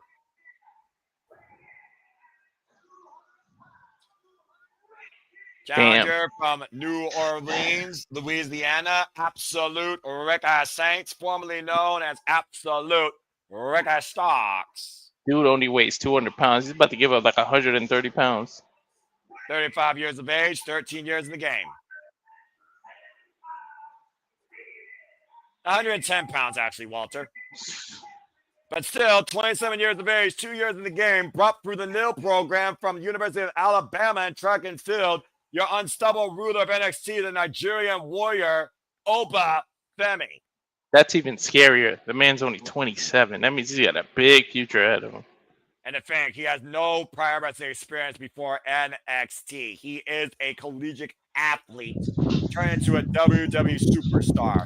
And there you see the cornerstone of the Black and Chrome, the NXT Championship. A title held by the likes of Shinsuke Nakamura, Samoa Joe, Sami Zayn, Kevin Owens, The Glory. Carmelo Hayes, Ilya Dragunov.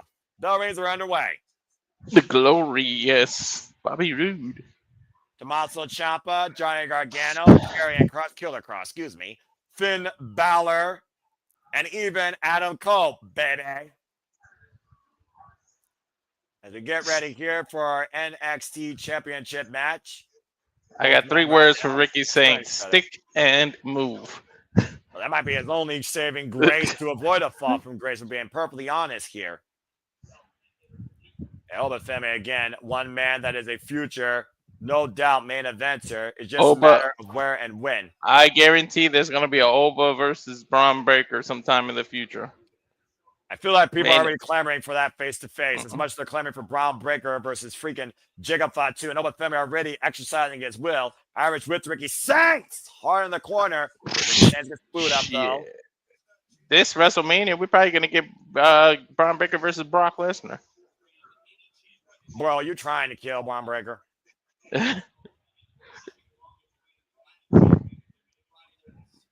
Of course, we saw last night on Friday Night SmackDown, Timothy Stratton, who previously was on this stage in the main event, challenging Becky Lynch for the NXT Women's Championship, retained her WWE Undisputed Women's Championship, thankfully, against the Fridge Nia Jax and Jade Cargill. Inside headlock right now. You talk about the weight differential here, but the experience factor might be Ricky Saints' saving grace. Let's not forget, Ricky Saints has been in the ring with the likes of the all-time greats, including the American Dragon, Bryan Danielson. Do you think that Open Femi is looking past Ricky Saints at this point, though, Walter? No, because there's nobody to look past, too. Like, I think he's focused. He takes his opponents one at a time.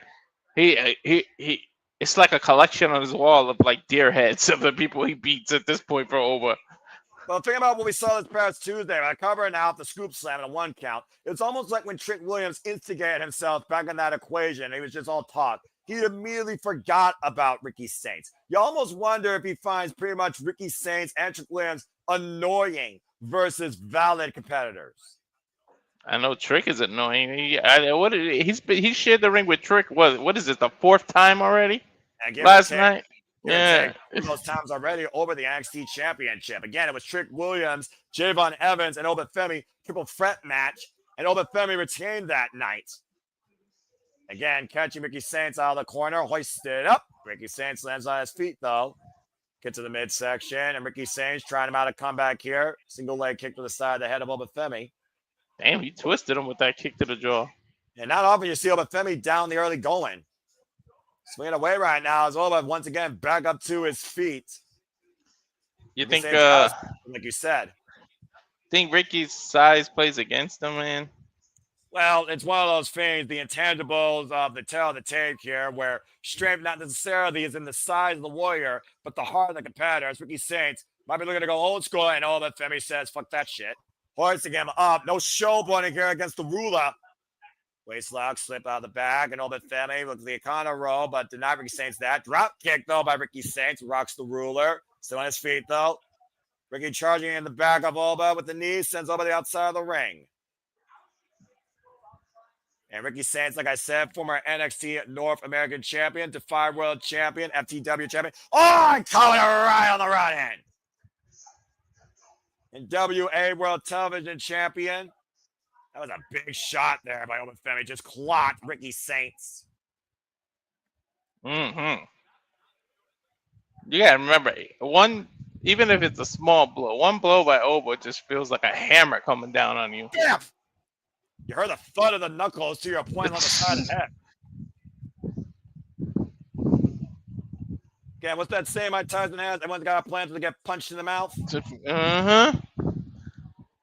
And knee driven into the shoulder blades. Nothing more accurate has ever been said. And stomp right to the lower spine of absolute Ricky Saints. Ricky Saints, of course, who beat Shawn Spears to win the NXT North American Championship before losing it to All Eagle Ethan Page. And almost losing his voice in the process. Now being caught in a backbreaker, still maintaining position. And Oba Femi right now might be playing with his food. And again, hoisting up Saints. What is this? It's like, I thought he was going to go for a Uranagi, and then he just does a backbreaker out of it. Again, just literally breaking down his opponent. And a hat trick of backbreakers to the challenger. Cover, back press, and a 2 count. If he ain't going to break his back, he's at least trying to break his will, Noah. Trying to take the fight right out of him, making sure that Ricky Saints has nothing left. Jacy Jayne with her successful 6th defense. Oba Femi looking for a successful 11th defense tonight. And body shot here. And you think about, again, what you talked about the incoming invasion show. You imagine if Oba Femi would want anything to do with Ricky Saints on the team, whether or not he is NXT champion. If he loses, he'll be pissed. And he might take that out on TNA competitors. I'm about to say, trying to quickly break down Ricky Saints here. Just a quick day to the pay window here. A short day's work for the ruler, preparing for the inevitable war against TNA. I mean, I'm all for Oba Femi versus Moose again, though, honestly. Do that versus Trick Williams. Trick don't deserve it. He doesn't. He doesn't get paid by the hour. He doesn't need to take his time. That's fair. We've seen this guy literally collide with giants.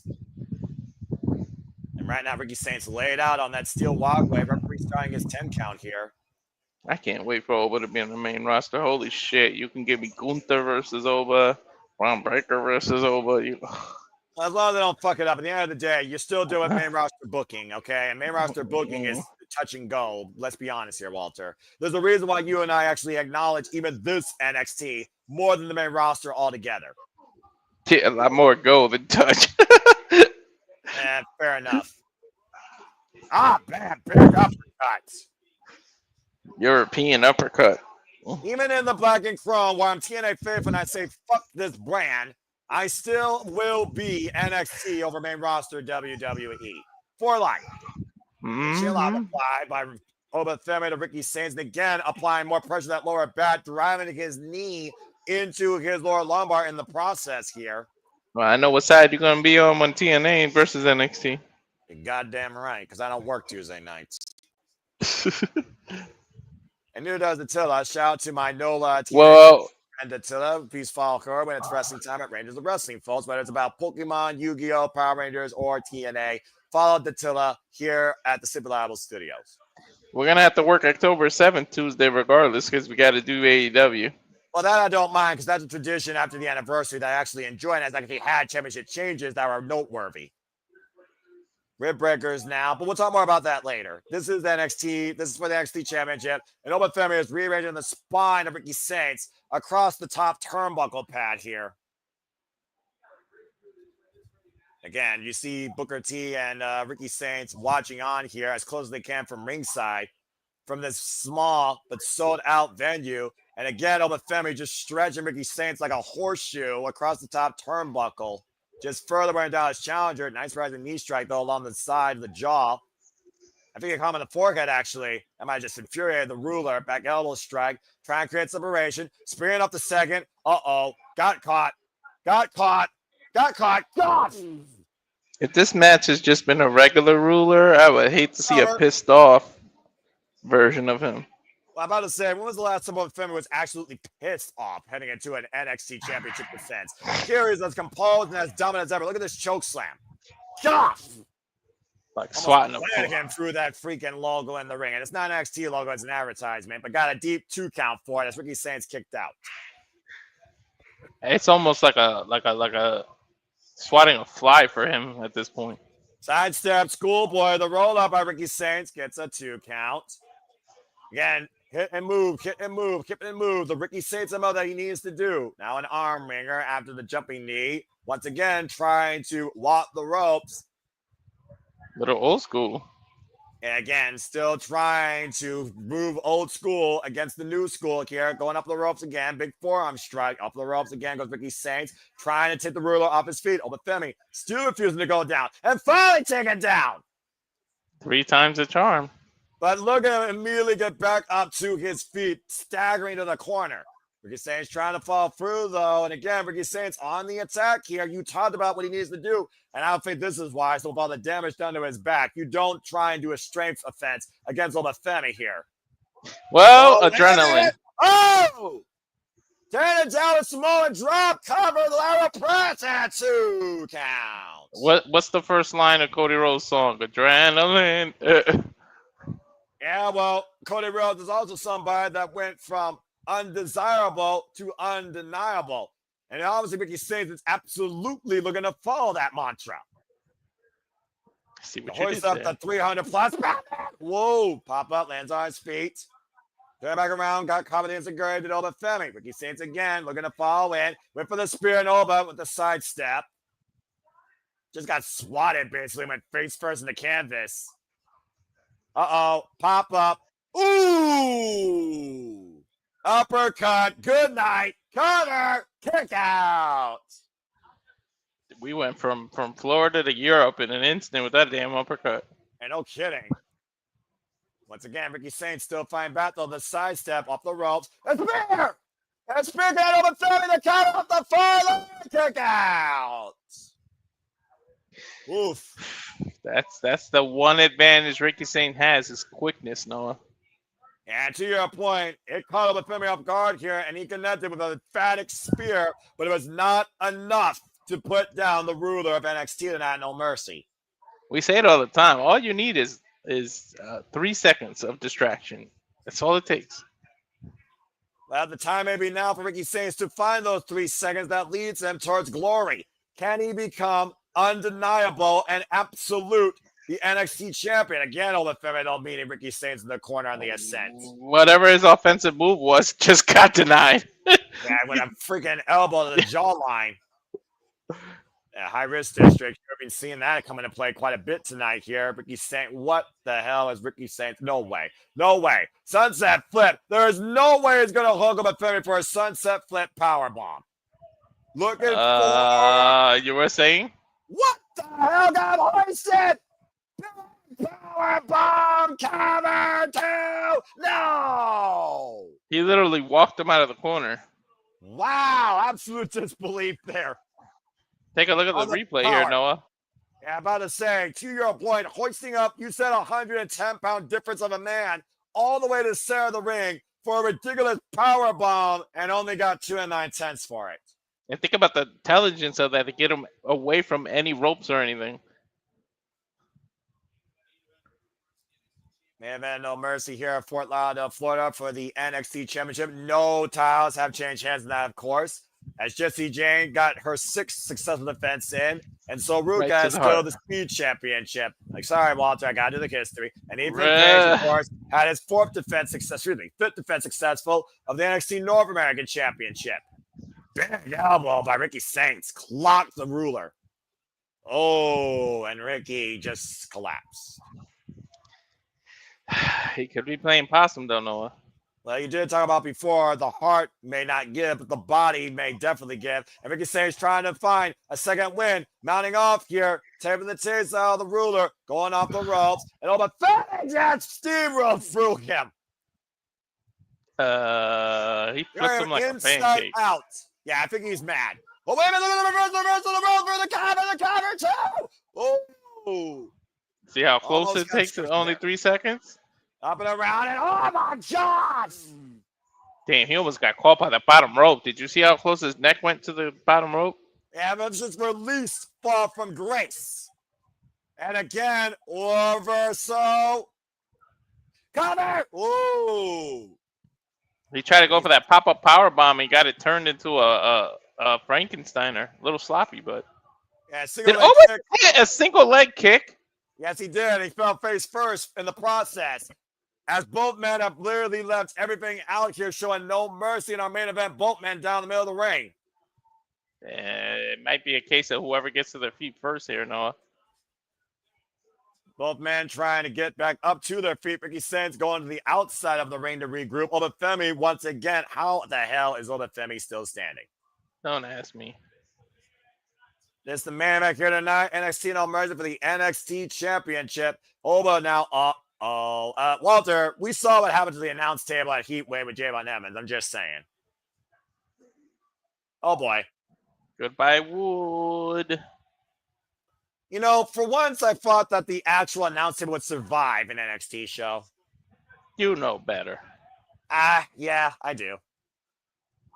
Hey, you didn't clear everything off, dude. I don't think they care about a freaking bag of Skittles and a bottle of water. Ricky Saints right now lay down in the announce. How the table's not collapsing beneath Olafemi's weight is a whole nother question. Did he just throw Skittles or something on him? Yes, he did. Oh, no. Uh-oh. This might be it. Hoisting up Ricky Saints. Oh, dear God. Ricky Saints. Oh, Canada DDT. And somehow the table didn't collapse. Yeah, but I bet Olafemi's neck buckled. Buckled indeed. And finding spirit being exhibited here by Ricky Saints, as Ricky Saints is still alive in this NXT Championship match. Using the table for an assisted tornado DDT on the floor. That was smart. He can't championship out there. He's got to bring all it back inside the ring. That's what I'm saying. I don't know how smart that was because that's 110-pound weight difference of dead weight you got to pick up. And about to say, you see right now, the referee checking on both men here, stopping his 10 count. Ricky Saints on the apron. Oh, God, I got knocked out again on the run-in. No, well, my chest hurts all of a sudden. Your chest hurts. I don't think Ricky Saints has a chest anymore. His chest might look like Kofi Kingston's now. I don't think Ricky Saints is going to call SOS, but we might say goodbye. Pop up. Power bomb. God. A fall from what? Oba is beside himself. But look at his jaw, dude. Ricky Saints kicked out. I don't think I've ever seen anybody kick out from a fall from grace. Somehow Ricky Saints is still alive. Irish whip once again off the ropes because Ricky Saints pop up. Catching him at DDT again. And again, Ricky Saints staying on the attack. Another tornado DDT. This time inside the ring. And goes to the cover. Hit the front leg. And then got a no. Oh! What? Did we just count to 3? Ricky Saints is the new NXT champion. I don't believe it. I told you. Dude, I didn't realize the ref actually hit 3. It took me a second. I couldn't believe it. Absolutely correct. Ricky Saints, through hardships and all, is the face of NXT. Ricky Saints has defeated over Femi and is the new NXT champion. The ruler has fallen.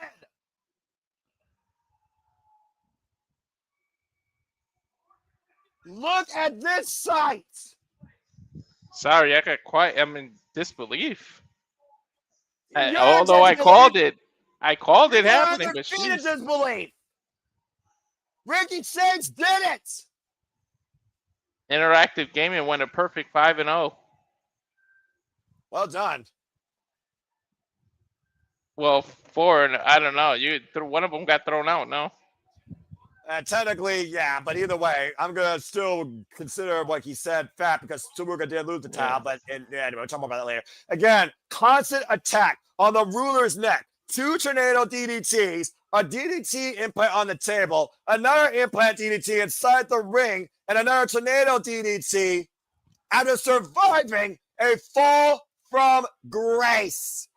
Femi was in absolute disbelief.